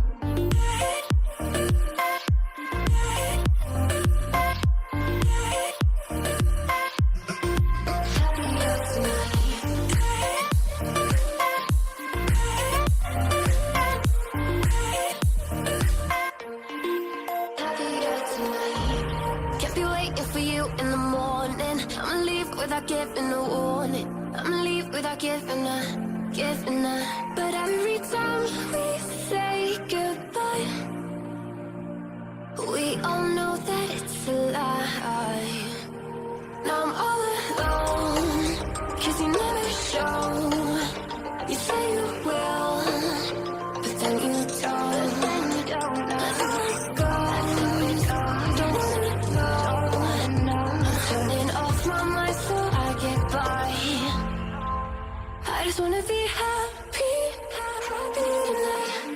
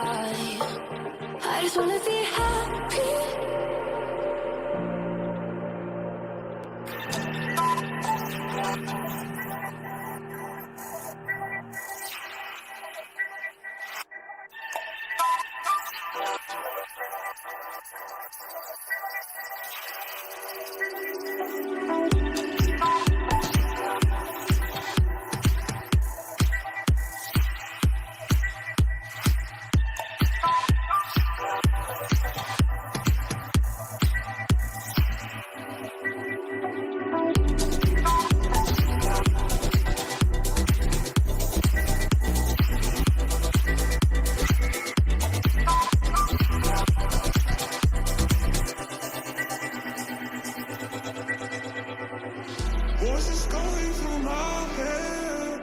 These voices telling me what I said about you, about us and what we do. All right, hello, and welcome back for game number 3. Glacial Frost searching for that spoiler. Calypso Tide just need one more win, Satyr, in order to do it. And I mean, we said before, we need to see some sort of adaptation in that draft. Now the question is, what kind of adaptations could we see this time around? Well, at the very least, we're seeing Calypso Tide on blue side once again. Yeah, I'm kind of lost. Like, I'm not gonna lie, it's Olaf is gone, Twitch is gone, Smolder's gone, and Navy is gone. Unless we're repeating draft 1 again. Oh, this is the thing I'm worried about. They seem to draft with the idea of fighting as a team, collapsing as a team, and working as a team, using Shens and things like this to make sure they're always together. And then they don't get allowed to play the way they want. And if they win, it's off of one good team fight. How are they going to force Glacial into a team fight based comp if they're not going to change their bans and they're not going to change up their style here? Like, they're not allowing any change to come true. Yeah, I mean, only real change that we do have is we do see the Olaf ban at the very least, but you know, Varus and Janna going to be taken off the table here. A little bit of a departure from what we saw beforehand. Now, Glacial Frost picking up the Kog'Maw on R2? That is early as hell to be showing off a Kog'Maw here, but the Vi immediately slammed down as a response. I do not agree with this early of a Cog pick. No, not at all. It just immediately shows your cards, unless it's Kog'Maw mid. Yeah, maybe, but like, even then, like, who's going to contest a Kog'Maw?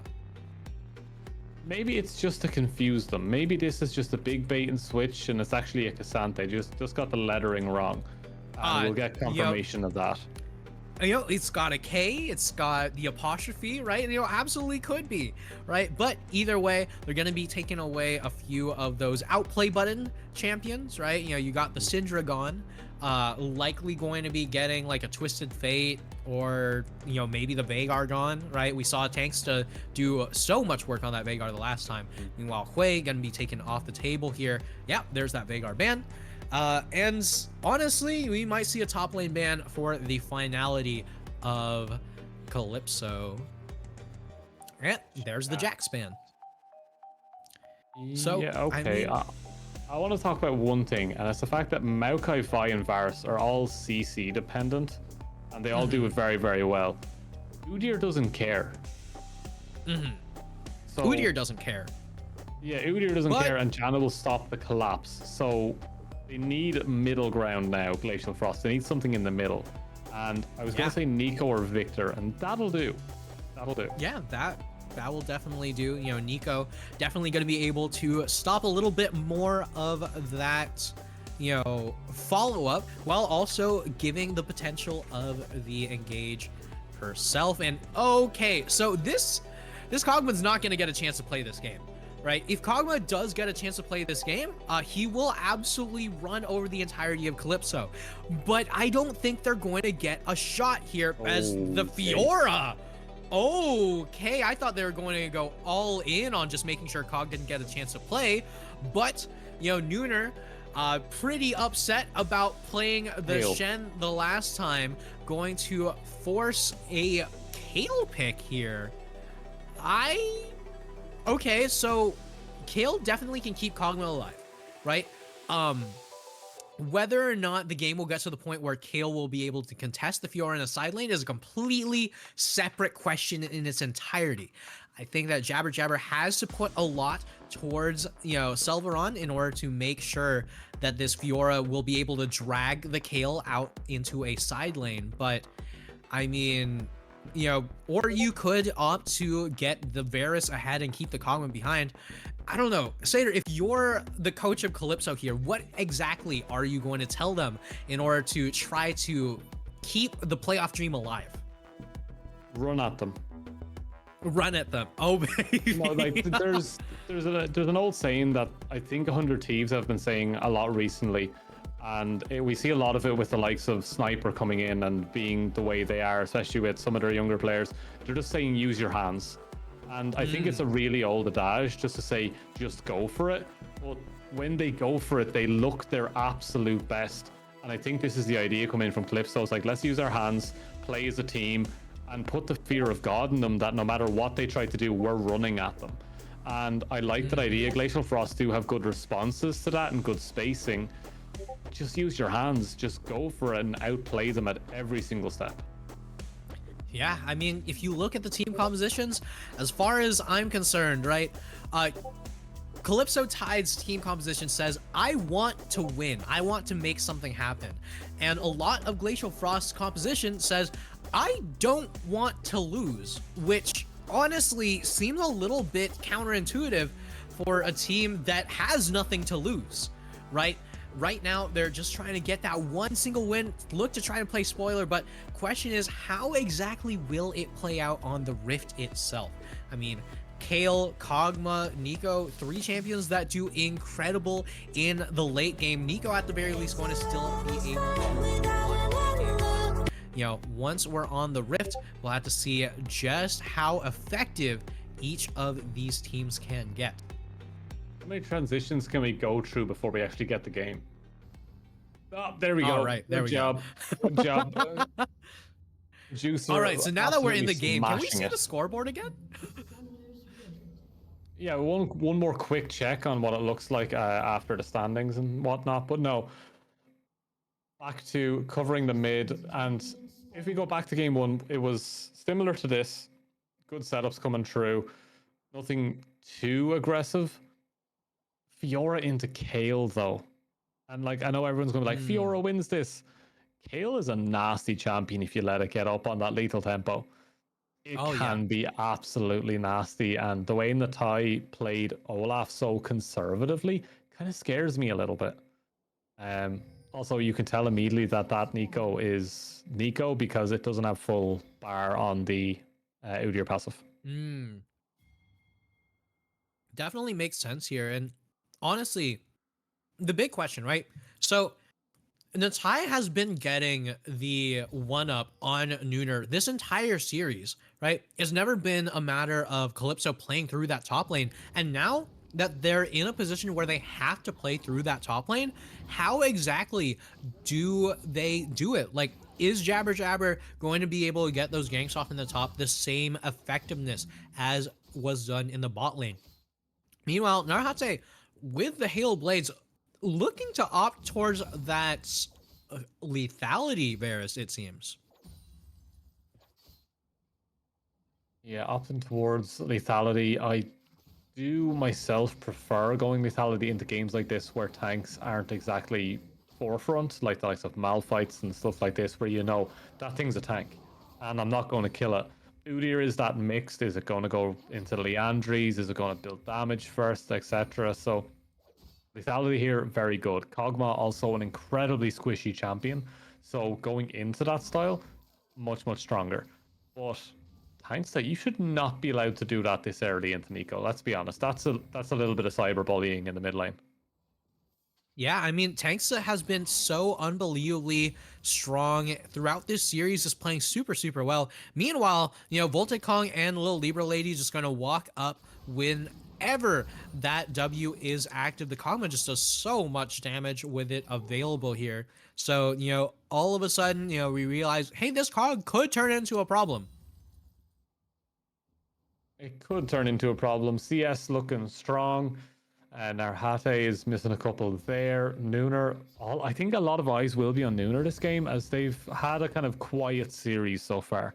The Poppy was decent. Game 2, they kind of got ran over on the Shen. I'd like to see them really step up this game after being given the Fiora, given the opportunity to be the monster as Voltic. Kind of repeating Game 1 here, just wanting to be that aggressor. Yeah, getting super aggressive, even on the Kog'Maw here, and Jabber Jabber trying to make something happen to Tai. Going to get flashed on here, and the Vi goes in, does so much damage. Nooner not going to commit the flash just yet, but a flash not going to be burned from Natai here. Flash for health and should be the teleport, but the question is, are we going to get a regank from this Vi here? Right now, just going to be looking to pick up that crab as Monahana is in the wings looking to get that counter gank off. Oh, and Nooner going straight on in, not going to be able to do too much though. Just get a little bit of that extra poke damage in as Jabber Jabber returns to the jungle. Once again, falling a little bit behind in the farm, but I mean, honestly, you're going to fall behind in farm to Udyr regardless. Meanwhile, Voltic Kong seems to just hate analysis, just going to continue all of this trading. So that way Satyr doesn't get a chance to talk here. But, game's calming down, once again, returning to the same old, same old. Yeah, nothing too spicy happening. I do like the Fiora stepping directly into the Udyr, being like, no, I will fight you, and you don't want to do this. Thanks to now looking for that nice early back. Will they get stopped by the Udyr? This could be a little bit of a Hylissang moment where you're just like, no, please don't. But no fear whatsoever in that Orianna as they do get that recall off straight back to get boots, Amp Tome, and a Sapphire Crystal. So not the greatest of backs. Maybe should have forced maybe into one of those components, but don't have the fundage available as Jabber Jabber does notice Monahana is on this top side, and here comes the Q, here comes the CC. Nooner is going to be able to clean this one up nice and easy as there's no flash on that Udyr, but they're letting them run. Oh, they didn't chase. Yeah, beautiful Q coming in from a tie there. I mean, Nooner not opting to flash for it, and right now taking a lot of damage in return from the Kale here. Now, even things up, looking for that level 6 is Nooner, not going to be able to pick up anything. Honestly, I feel like you just flashed there for the Udyr. Yeah, I think so. I think that would be a much better start for Nooner. I don't think they need to be scared too much of the Kale getting too aggressive. Obviously, if that lethal tempo comes through and you don't have flash, there is a world where you go down, but I'd nearly always put just for myself, I'd put my faith in my own micro to be able to see that coming and play it correctly. As you see, Narhate is getting a little bit aggressive here, and Kog'Maw is one of those champions you kind of don't do that with. If you don't have someone near you that's ready to punch it in the face, that's the wrong puppy to try and hit. Yeah, especially when you're playing that Halo Blades Varus, where it's like, hey, I don't want to do anything particularly, long in terms of trading. And the Kog'Maw runs at you with the lethal tempo and says, hey, you want to trade for a long time? And it's like, wait, hold on. This was your idea. It's like reverse Sif, if you've ever played Dark Souls 1. It's like Kog'Maw is the limping dog at the start, and then suddenly it's like, oh, it has a sword in its mouth, and now I'm dead. Yeah, turns out this dog does do a billion kajillion damage here, as the Cloud Drag going to be going down. Sorry, Hextech Drake going to be the one going down here. Jabber Jabber going to be able to pick that one up real quick. And Tanksta, on the other hand, just going to continue this farm kingdom in the mid lane. I mean, right here, Born to Ice, slowly losing out on the mana, the war of attrition as mid lane goes, but, nothing too crazy happening across the map just yet. But as you can see, there's a significant, there's a non-insignificant amount of gold to the side of Calypso Tide right now. Yeah, there's something building there, and It's mostly just in kind of CS numbers that they're just getting ahead in some of these lanes. They will eventually bounce back as most of them are actually pushed into the tower here, so we will see that catch back up. But Jabber looks to be sneaking in, but spotted out on a ward, so a lot of information passed over. They're actually trading back really well here, and this could go really badly if Monahana is here in time. But they're more concerned with getting that blue. Yeah, I mean, Monohana just understands that his bot lane is going to be doing just fine. Little Libra lady gets a little bit low, but, you know, she is far from in danger. You know, able to stand behind that Void Puppy, just say, hey, sick 'em dog, as the Kog'Maw just continues firing hit after hit after hit. Meanwhile, this top lane, you know, not going nearly as well as Nooner had hoped, right? Like, yes, you are Fiora. Yes, you have the control in the lane for now, but there is nothing that he's done that's been able to stop Natai No-tail? from, you know, I was playing Dota at this point, but Is that yeah, Smash or you know, Dota? that's definitely Dota. I was thinking of Fox, never mind. Oh, yeah, Different kind of tail. Yeah, but I mean, either way, Natai right now, you know, looking like No Tail, just playing things super well here, playing to the win condition. And honestly, at this point, you know, let's say Glacial Frost wasn't out of playoff contention, this might as well be a TI. It could be a TI at this stage. Everything is on the line. What is that Dota storyline? Who left? Was it EG? Yeah. No. It was OG. OG, that's the one. This is the storyline now. We're going to break this one down. We're going to have a whole documentary by the Score Esports on this match alone as King. King Zevron has moved up into mid. Same with Little Libra Lady. They're actually moving Orianna down again. So we're seeing the same rotations that we saw previously. Grubs is definitely on the menu. Yeah, I mean, everyone wants a little bit of grub here. Everyone here for the buffet, as Nooner going to be able to take Monohana out of the picture here. And all of these grubs going to be getting secured by the side of Calypso Tide, as Nooner just trading a bit of experience and health to make sure that these grubs go all the way through, right? I mean, you pick up as many grubs as possible, and all of a sudden, you know, you mitigate a lot of the threat of if your opponents pick up those grubs. And oh, speaking of threats, that ultimate coming through, Command Shockwave not going to be able to kill. Meanwhile, Volticong going to be able to continue to pump out damage, hit after hit after hit, and first blood goes to Kog'Maw, exactly where Calypso Tide hopes and prays it does not get any worse from here. Even if you get that kill, passive will finish you off there, and thanks to giving over massive amounts, but Nooner's going all in on this one. Every single proc, every single hit, the ults to follow it up. Protection coming in for Natai, but is it enough? No, it's not as that is easy, but Jabber takes the kill, slices it away from their top laner, and I think I'd rather the rapier over the fist right now.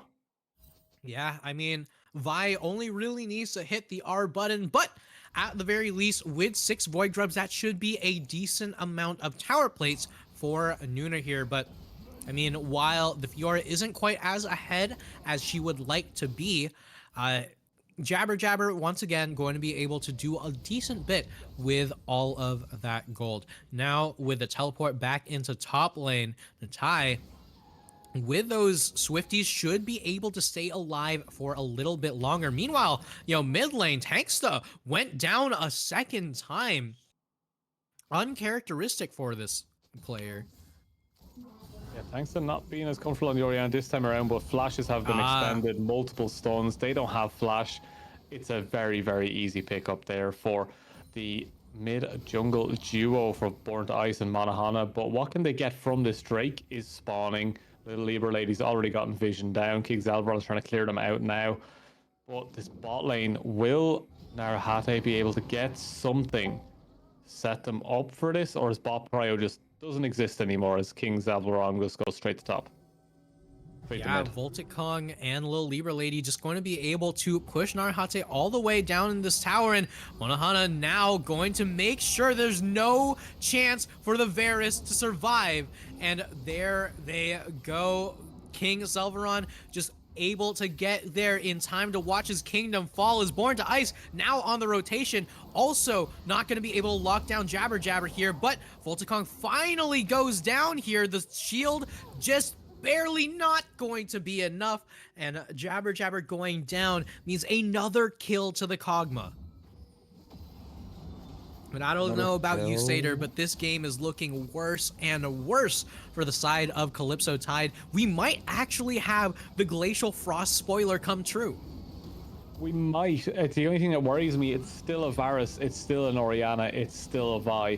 So there's still a lot of opportunities here for them to get something. The smite should come true. There's no smite available. They're nearly stolen, but they do pick up Cloud to get themselves their first objective, as they do manage to kill Monohana on the end of it. But 6 grubs, 1 Hextech, and Ocean is the soul of choice. And I'm not sure about you, but it's not my favorite on the menu. Oh, absolutely not. I mean, it's not like you're playing poke after poke after poke. The only one really going to be poking from the side of it, really in most of this game, is going to be Narhate on that Varus. But there's so much more that you could ask for from all of those other dragons. And speaking of things you could ask for, Volticong could ask for another chance at life, but you know, instead just going to be able to pick up a few minions. Yeah, managed to clear out the wave, which does buy a little bit of time. They won't be able to get any more plates in that bot side, as it is ticking over to 14 minutes. And now the question is, with the gold slightly in the advantage of Calypso Tides here, Vi being probably the main kind of character here, if we're going anime arc style, can Vi do enough to get to that backline and deal with Kog'Maw themselves? And can Nooner continue to control these side lanes long enough for the tanks to Jabber Jabber combo with that Vi Ori to become prevalent in the game? Honestly, I don't know, because you know, a large part of Vi's power budget is just locking someone down, right? It's not a matter of her getting the kill herself. Yes, she can definitely be threatening, but the reason why you pick up Vi is so that way you have all of this super easy follow-up, right? You need to get some gold into Tanksta, some gold into Narhate, so that way, you know, you get that ulti off and the Kog'Maw actually does die, right? So right now, Jabber Jabber needs to find a way how to spread that gold around, and Rift Herald is definitely one way to do it, right? You know, you take away as much as possible from the enemy team, and you're going to be able to funnel all of that tower gold directly into your teammates' pockets. Yeah, and if we do have a look at the vision control here for blue versus red, blue has complete control of red side's top jungle, while on the other side, red side, all of their wards are very, very close to their own side, bar 2 in the Dragon Pit. They're playing full defensive mode, while we still see the sides of Calypso trying to break into that jungle, find Monohana, find an angle to try and maybe take down the tie, as we do see lanes are now returning back to normal, which is strange for the 15-minute mark, but Volticong needs to be kept in check by multiple members. I mean, Selvaron right now looking to try to make something happen, but I mean, this Kog'Maw is so safe. Now that you're almost level 11, should be getting access to that rank 2 ultimate soon, so there's basically no way to really deny this Kog'Maw any sort of farm. Meanwhile, Nooner right now trying to make sure that Natai doesn't get any extra chance at any of those minions, really.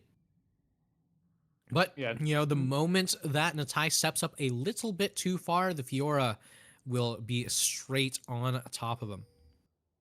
And they're giving up their own CS to try and deny CS, while they could just be standing in the wave and they'd be just as terrifying, but that's not it. Yeah, but the flash forward going to be getting, Offside. you know, responded to with that cleanse there. Meanwhile, Natai and Nooner going toe-to-toe. The flash forward, Nooner gets Natai here, but just like that, Lil Libra Lady going to be going down soon, channeling the ultimate, going to be able to survive with that monsoon. But here comes the lethal tempo, and nobody is going down. A misnomer and a half of a keystone here, but Volticong is not the one to look at, as Tanksta and Born to Ice going toe-to-toe, and a flash forward from Born to Ice over the command Shockwave means that the Shockwave not only doesn't go through, but Tanksta goes down a third time. Kills go off across the map in everywhere but bot lane, where Volticong was the target for so long, but in the end, the Cog stays standing. Yeah, that Kog'Maw becoming more and more of a menace in that bot side, and that mid lane is actually swinging in favor of Born to Ice, where we saw it so heavily in favor of Tanksta previously. Maybe they figure out their playstyle, maybe they're now used to that laning phase and know how to punish it, but that's a damning kind of way of seeing the game now, when Tanksta was so far ahead in all those other games, and now it's starting to swing back a little bit. It was always like that trump card. It's like, we still have mid, we still have mid. Don't quite have it anymore. Yeah, and right now, you know, Glacial Frost don't have their mid tower, but honestly, one outer tower isn't going to be at the end of the world here. You still have that Kog'Maw and Kale, you know, what do you call it, card in the back pocket, right? You know, your insurance plan, so to say. Meanwhile, you know, Dragon is going to be traded back and forth, but as you said, Satyr, right? This Ocean Soul really doesn't mean all that much, right? It's nice to have, but, you know, at the very least, you're going to look to take as much as possible here. But speaking of which, Monohana's life going to get taken off the table. Tanksta finally going to be put on the board. You know, that ball delivery system from Calypso Tide is so unbelievably difficult to deal with. Meanwhile, the Tide just going to continue to farm up the side lane completely uncontested. I believe taking down the entire tower as well. Yeah, but the siege coming in on this mid right now with those 6 grubs, that's going to be a second tower. And we saw this previously in, this is nearly a carbon copy of game 1, where we saw them take 5 towers, and then it was just a matter of picking up a Baron, keeping it nice and slow, slowly breaking down the base, and it was a 25-26 minute game, where it was last time it was Tanksta that was so far ahead on the Veigar, but this time around it's all kind of on Jabber to close down these gaps. Yeah, but, you know, one thing I will note, right? So Tanksta last time was on the Veigar, able to just hit R and delete Volticong. Now, the reasons why that was, you know, a very easy thing to do is, 1, Tanksta was fed. 2, it's kind of hard to dodge a point and click ability. And 3, Volticong was playing AD carry in 2024. But also that AD carry was Lucian, right? This time, Volticong on an AD carry with, you know, much more range, much more ability to play in those later stages of the game, but at the same time, even less escapes than Lucian, right? So, you know, now you have to be worried about the Maokai Twisted Advance, the Vi Assault and Battery, and you still have to be worried about Tanksta hitting R. So you had to play it very, very safe. Monohana going to play this one really safe here, realizes that there are enemies in the wing, and just going to give up the red buff. It's not worth your life, man. No, we're going to go for it anyway. Monohana still walking in on this one, is going to rush straight in. Phoenix stance at the ready. Will they be able to steal this one away? There's the smite. It does go over to Monohana, but he's getting caught out by 2 ults, and that should be a free kill. It will be picked up by the Varus. And yeah, you were saying it's not worth it. It definitely was not, as Nooner trying to get that solo kill, but it's finally turning around. The Kale has scale, level 14, nearly level 16. And I believe that's game if it gets to level 16, right? Oh, absolutely. And Lil Libra Lady right now trying to make a change in this game is, oh my god, right in the backline. Born to Ice gonna be able to lock everyone up. The Baron taking out everyone as the response here. Narahate now in a lot of trouble, slowed up, using the Blast Cone to try to survive a little bit longer, but Lil Libra Lady going to make sure that Volticong gets that double. And just like that, Calypso Tide have taken one solid opening and realized it was a trap the entire time. what does this mean for the standings now? Is that two teams? I know that one of the teams is out of contention. So the upset comes through, that eliminates one more team. I have to go and redo all of my like standings, my expected playoffs teams, because you need. Okay, so we already have Pride Soccer through, Primordials through, RDG and XG are expected to go through, but with this loss, Astral Spire, if they win theirs, they have a good chance of going through. Dorado have a good chance of going. This is all getting very messy now, and do you know what? I am really enjoying when it gets messy. But Monohana, stop going towards red buffs. Stay away. No, don't do it. Don't do it. No. Okay, it's fine. All right. It's fine. Okay, good. Press. The Udyr no longer has to fight the red buff. And speaking of things to stay away, Voltic Kong says very much stay away to both the Maokai and the Vi. If you take a quick look at the Kog'Maw's inventory, that's a second item, Zonya's Hourglass. Yeah, that's definitely one way to do it, and that's the power of playing ADCs this way. But Jabber is going into the base. Yeah, straight up into the base, 3 of them, and a shutdown to start it off, and Nooner, Narahate, and Jabber going to look to take out this turret and this inhib. 6 Void Grubs doing so much work for them here, and one opening just forced open. That wasn't even an error, that was a forced error, if anything. Jabber now going to be getting locked up though. Monohana is taking so much damage. Is Narahate going to be able to slow everyone up? The command shockwave comes through, and Tanksta not going to be able to get much in response, but at the very least able to set up a way to get to that dragon. Teleports are available here. I'm not sure if you want to go for this just yet, as you know, Calypso Tide, they don't have a lot of their super important ultimates. There are teleports available, but Glacial Frost not going to opt to fight it out.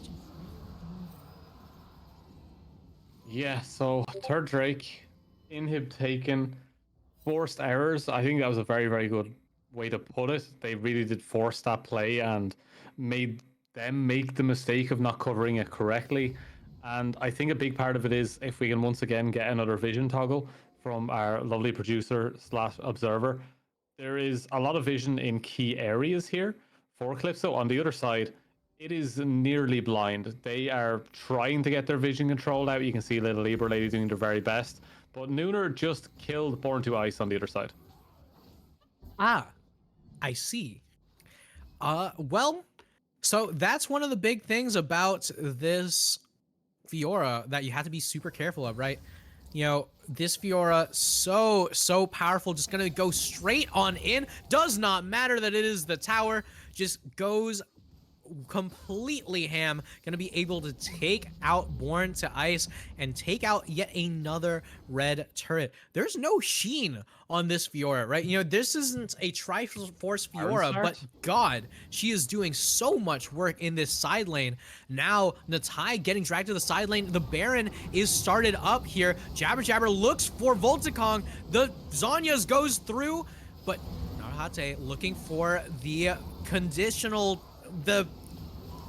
oh my god, I can't even speak here, as a double kill goes on through. Narahate going to be able to pick up a bunch of kills, and Natai getting dragged to that bot lane was that go button. It was the super important sign that says, hey, let's go for the Cog. He only has one way to save himself.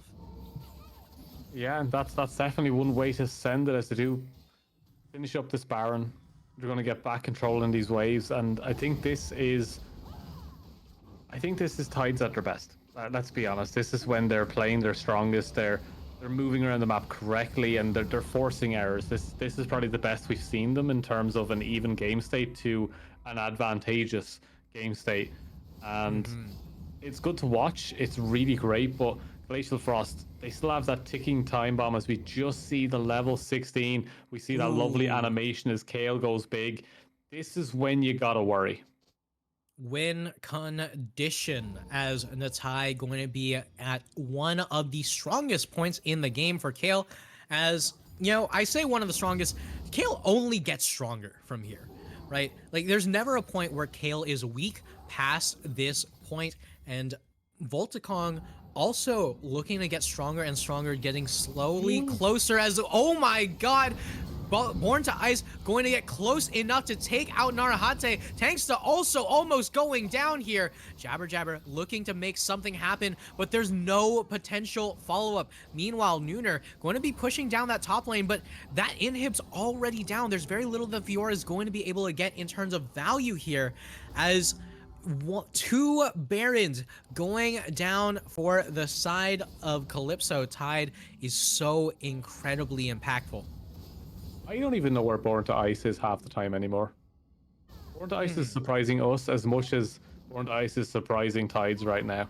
So I want to see more of that from them. I think that's their key to getting back in right now, is the fact that Born to Ice has been so incredibly ratty on this Nico that they're just getting into the best positions possible. But they still need to be able to control the rest of the map, as Nooner is always threatening. Jabber Jabber is once again always threatening, and it's a scary game state. It's a hard game state to play around. More importantly, I think Kog'Maw isn't ready yet for that big team fight.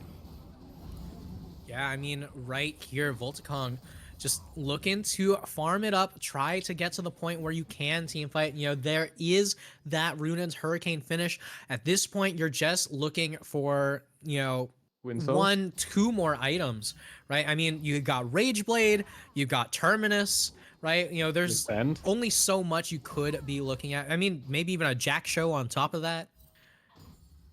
Yeah, but so 2 items remaining. What would you go for here? Because I'm thinking Gwynso's and Wit's End, just all focused on hit. Jack Show is fun, but into Orianna and Vi and backing time, I don't think you have it. I feel like since you've already got the Zhonya's, Jack Show is just kind of redundant, right? I like the Runaan's, Rage Blade, definitely super important. I don't think that anyone can argue against that one.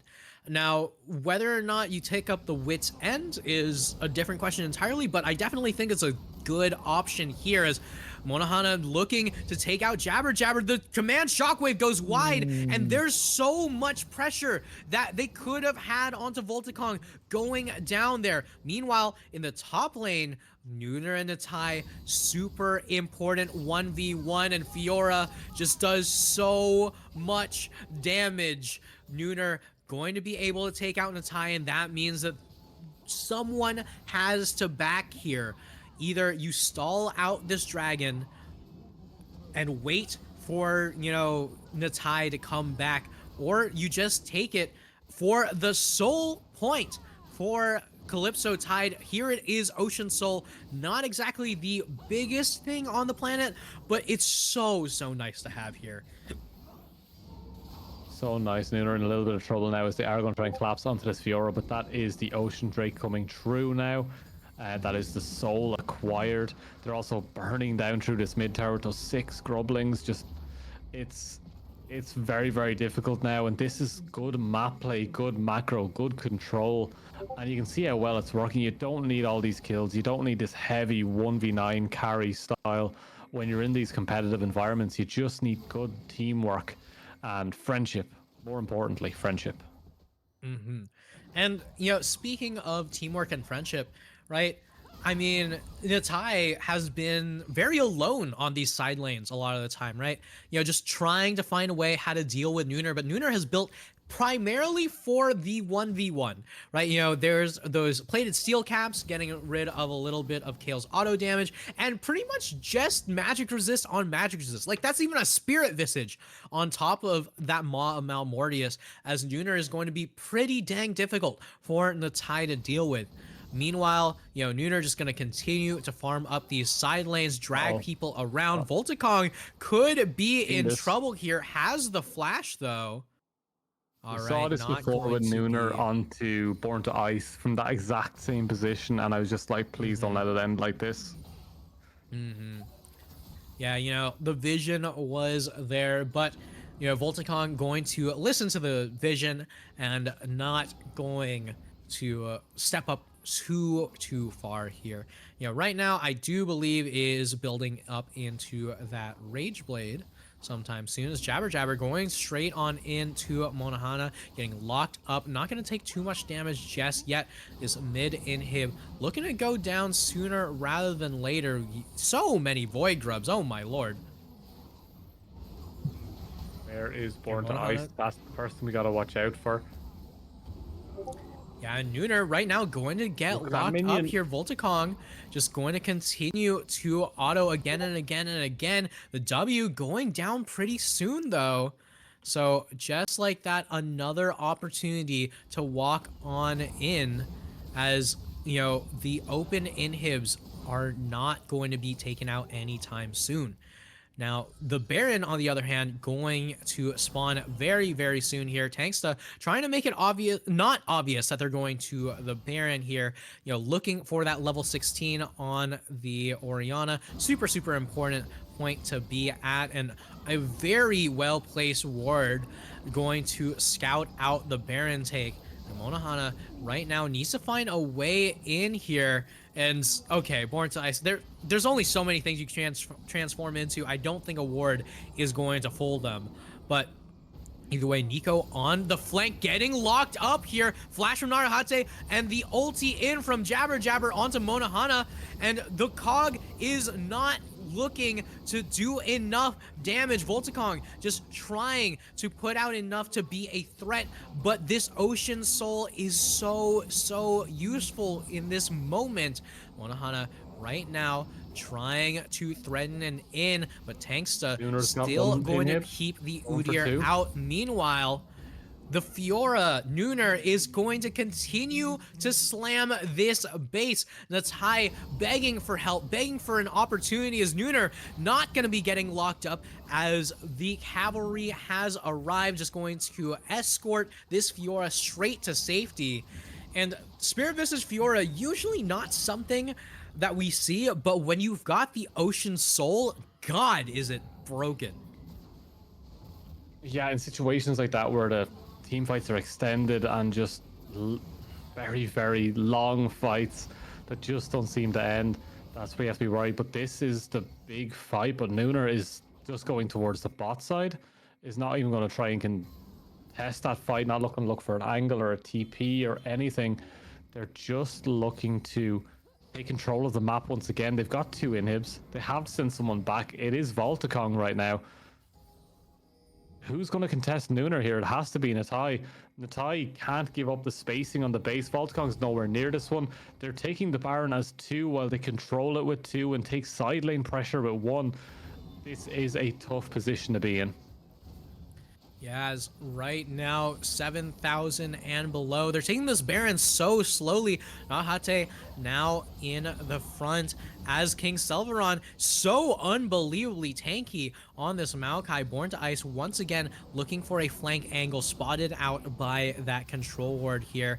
And the Baron dance just keeps on dragging Glacial Frost over to here. And so much of this game has been won off of Calypso Tide's macro play. Yeah, the way that Nooner's been able to control the map has been pivotal in them being able to control the rest of it, and the way they've been moving around. But the longer they leave this, the closer we're getting to a possible Elder. Never mind just taking 1, as there's a little bit of trouble now, as King Zeldaron has to use the ult to disengage, but he's going to go in instead. Gets knocked back immediately by the Janna, but here goes Jabber Jabber, here goes the combo, there goes 1, but Nico's in there. Nico gets 1, Volticong stepping up. Here comes the Ruins, here comes the damage, here comes everything they need, but Jabber Jabber survives, and Nooner is coming on the flank of this fight. If they can get to this, this could be massive, but Volticong is too low to continue. Flashes backwards, get collapsed on. They are done. Born to Ice. Double kill for Tanksta, who finally appears in this game. And that should be it. That should be curtains. Yeah, and that was looking like just the tiniest of errors could have swapped that one around. And instead of going straight for the end, they are going to be looking to take the Elder, not trying to take the 100% play, instead looking for the 120% play here, as that fight could have gone either way had Natai been there, had Nooner been there at the beginning. A beautiful ulti from Born to Ice, not quite going to work out here, as the Elder going to be going across to all 5 members of Calypso Tide. Yeah, all 5 members, Elder Dragoned up. They're pinging the Baron. They know that no matter what happens, it is theirs, as they have that bonus execute. And these are the times you'd just rather have a Smolder than a Kog'Maw, I think. I mean, sometimes when it's got to be those super ultra scalers, right? I mean, there's only so many you can pick, right? You know, I think here you've got what, Jinx, Xayah, Vayne, Kog'Maw, like some of these champions where it's like, yeah, sure, we'll take them in a late game, but into Vi, I still don't agree with that really early Cog pick, right? But either way, too late, too little too late, as Glacial Frost now on the back foot. The Baron and Elder looking to be getting taken by Calypso Tide here. Super difficult to deal with, especially with Nooner in that side lane with a fully completed Hullbreaker as well on the Fiora. Yeah, that's just the icing on the cake now for Nooner in that side, as Natai will be able to get through these minions quick enough, but can they deal with that Elder buffed, Baron buffed, Soul 4-man squad running up that mid lane, as Monahan is trying to step up to try and find the angle, maybe drop a Phoenix, just try to slow them down just a little bit, and Natai doing their best to hold back Nooner, but they're in the base, and this should be the final fight.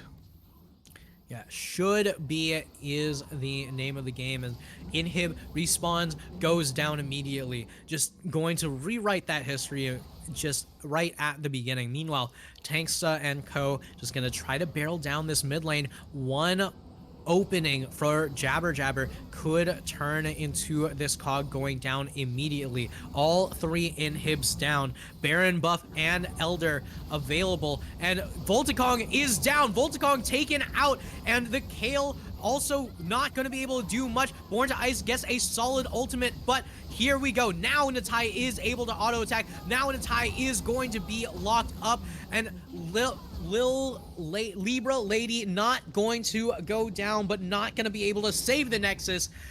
But Calypso Tide going to save their playoff dream. Yeah, keeps them in the game for the moment, keeps them in the tournament, and Glacial Frost, they put up a hell of a fight, and you can almost see that it's a very close league, and the fact that the Glacial Frost have yet to pick up a win, which you can see every single one of their players has quality and has great ability to break into these, and I think it just takes a little bit more to get them a couple of wins and get them into those playoffs, but they're building something there. Absolutely. I mean, it was so close yet so far, and oh god, it's so close so far, but in the end it is Calypso Tide who are going to be moving on with that win. Glacial Frost, honestly, hats off to y'all, right? I love it when teams look to play spoiler and brought it all the way to 3 games, and it was looking in their favor for a short moment, but you know, for a short moment there, I wanted to believe. You wanted to believe. There was light, there was hope, but that train came rolling through, and it was just Nooner on the sides controlling every single point of pressure. And from there, it was easy for the rest of them to step up and play the macro around that correctly. So I think there's a lot of credit to give to Calypso for how well they did play it, but it's a big commiserations for Glacial, who I honestly think are a much better team than what they've showed so far this split. Yeah, I mean, either way, it's been a solid series and a phenomenal night. Thank you for having me.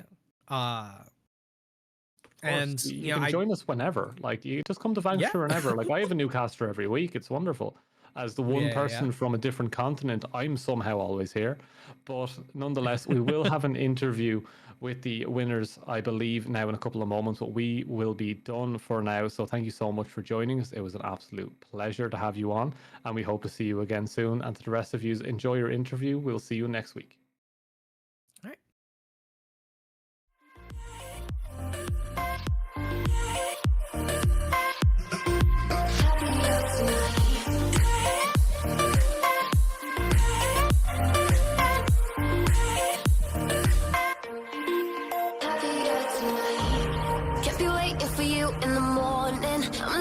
without giving a warning. I'ma leave without giving a. But every time we say goodbye, we all know that it's a lie. Now I'm all alone, 'cause you never show. You say you will, but then you don't. Let's go, don't wanna know. I'm turning off my mind so I get by. I just wanna be happy, happy tonight.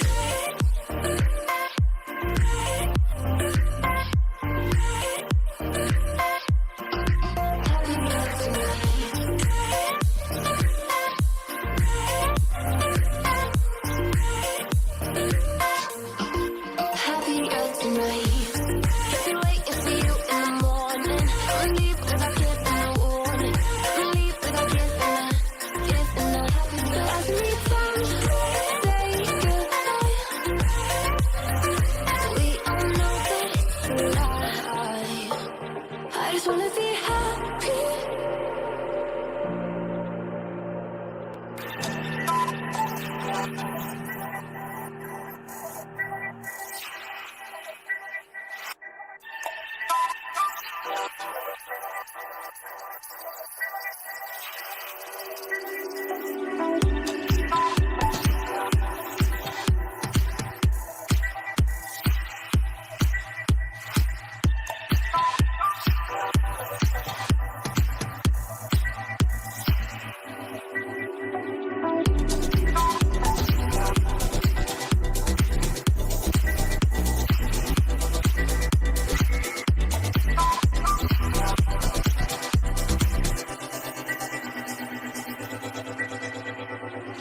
Voices going through my head. These voices telling me what I said about you, about us and what we do.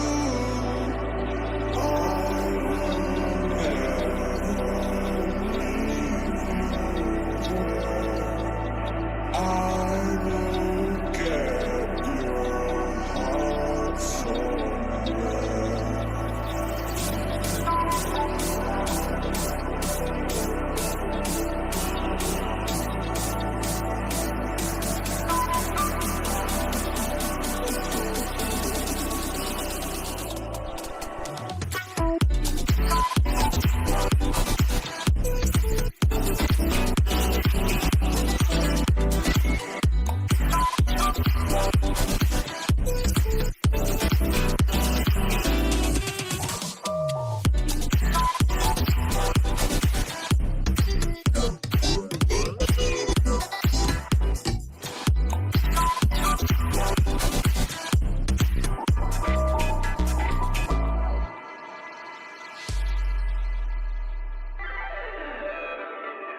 Voices going through my head.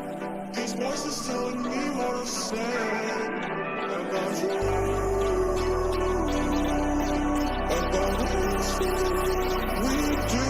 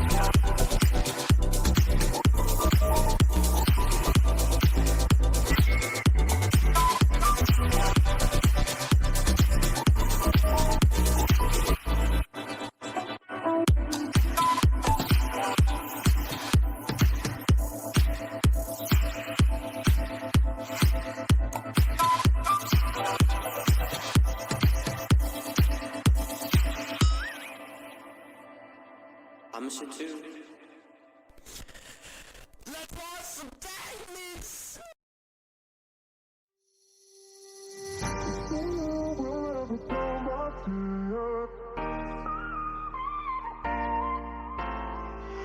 will free myself from you, yeah.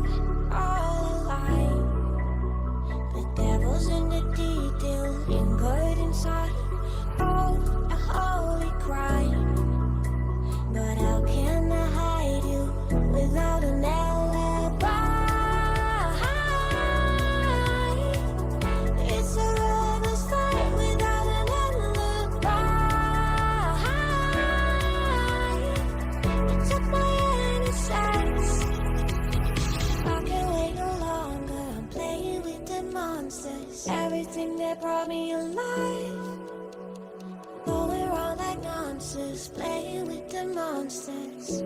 They brought me alive, but got no alibi. It's a lover's fight without an alibi. Took my innocence without an alibi.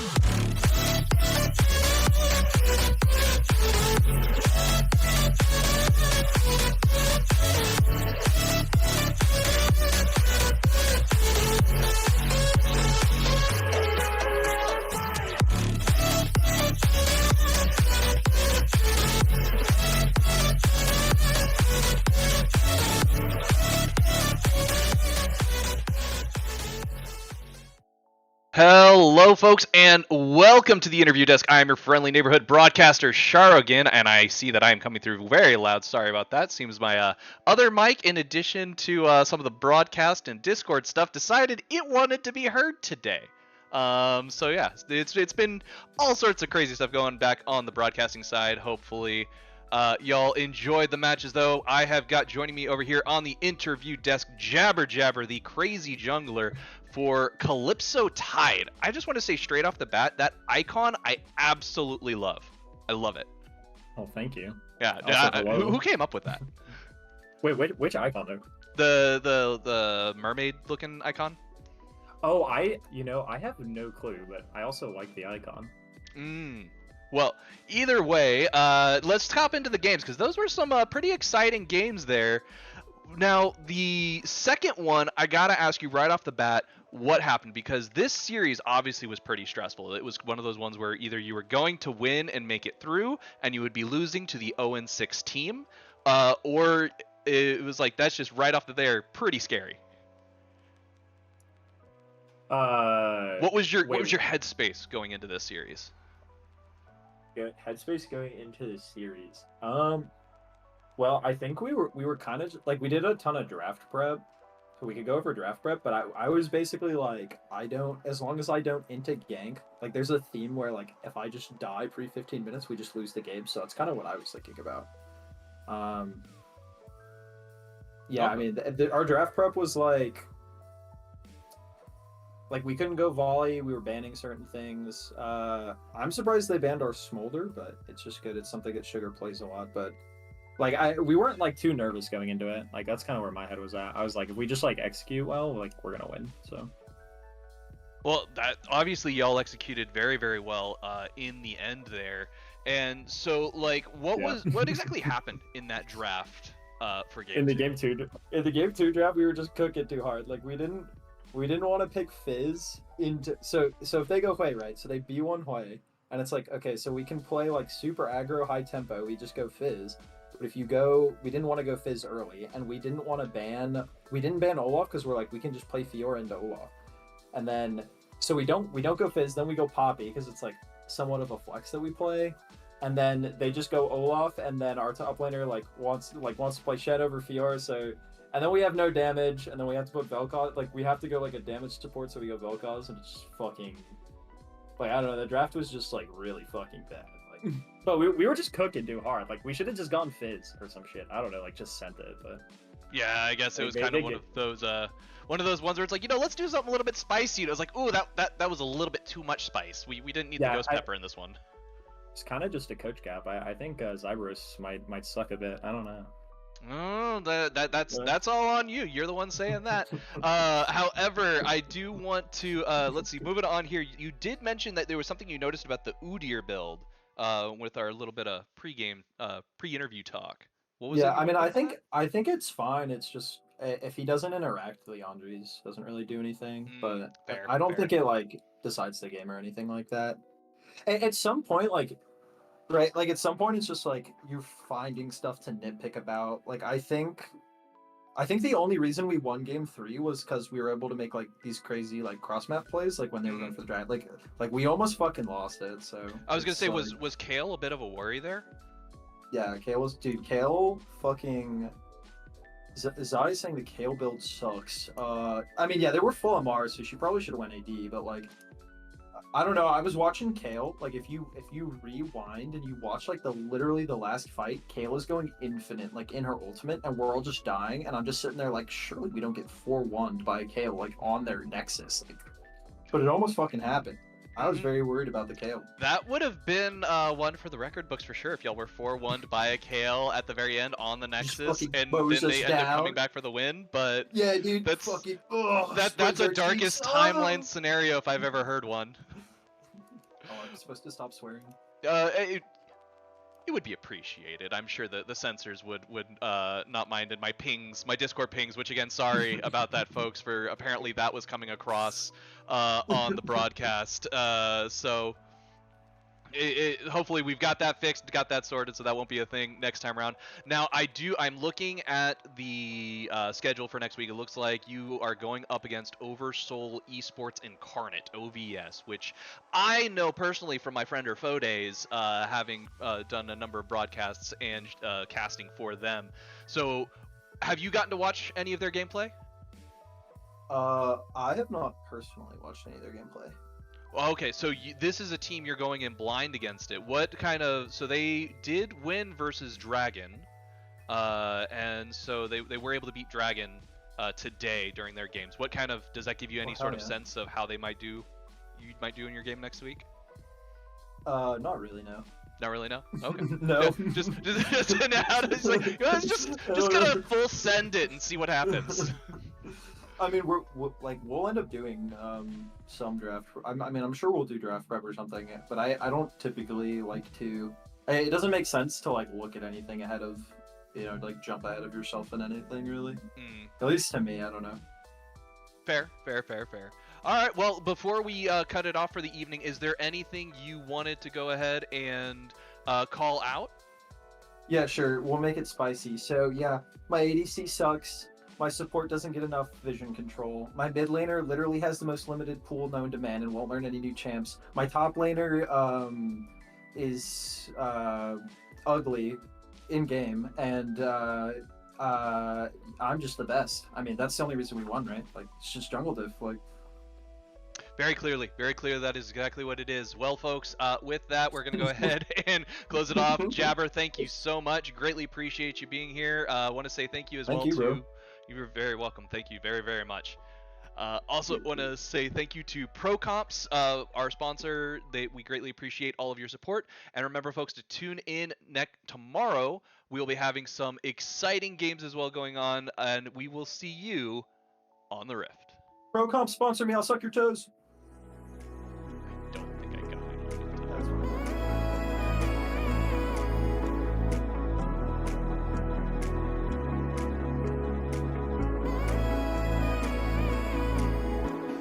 You are what I waited for. Oh, you make me touch the sky when I'm down. 'Cause when I'm with you, I'm fine. When you go, I'm sad. I like my life with you. Oh, 'cause you're one love, and then I say lies. You're the one my heart.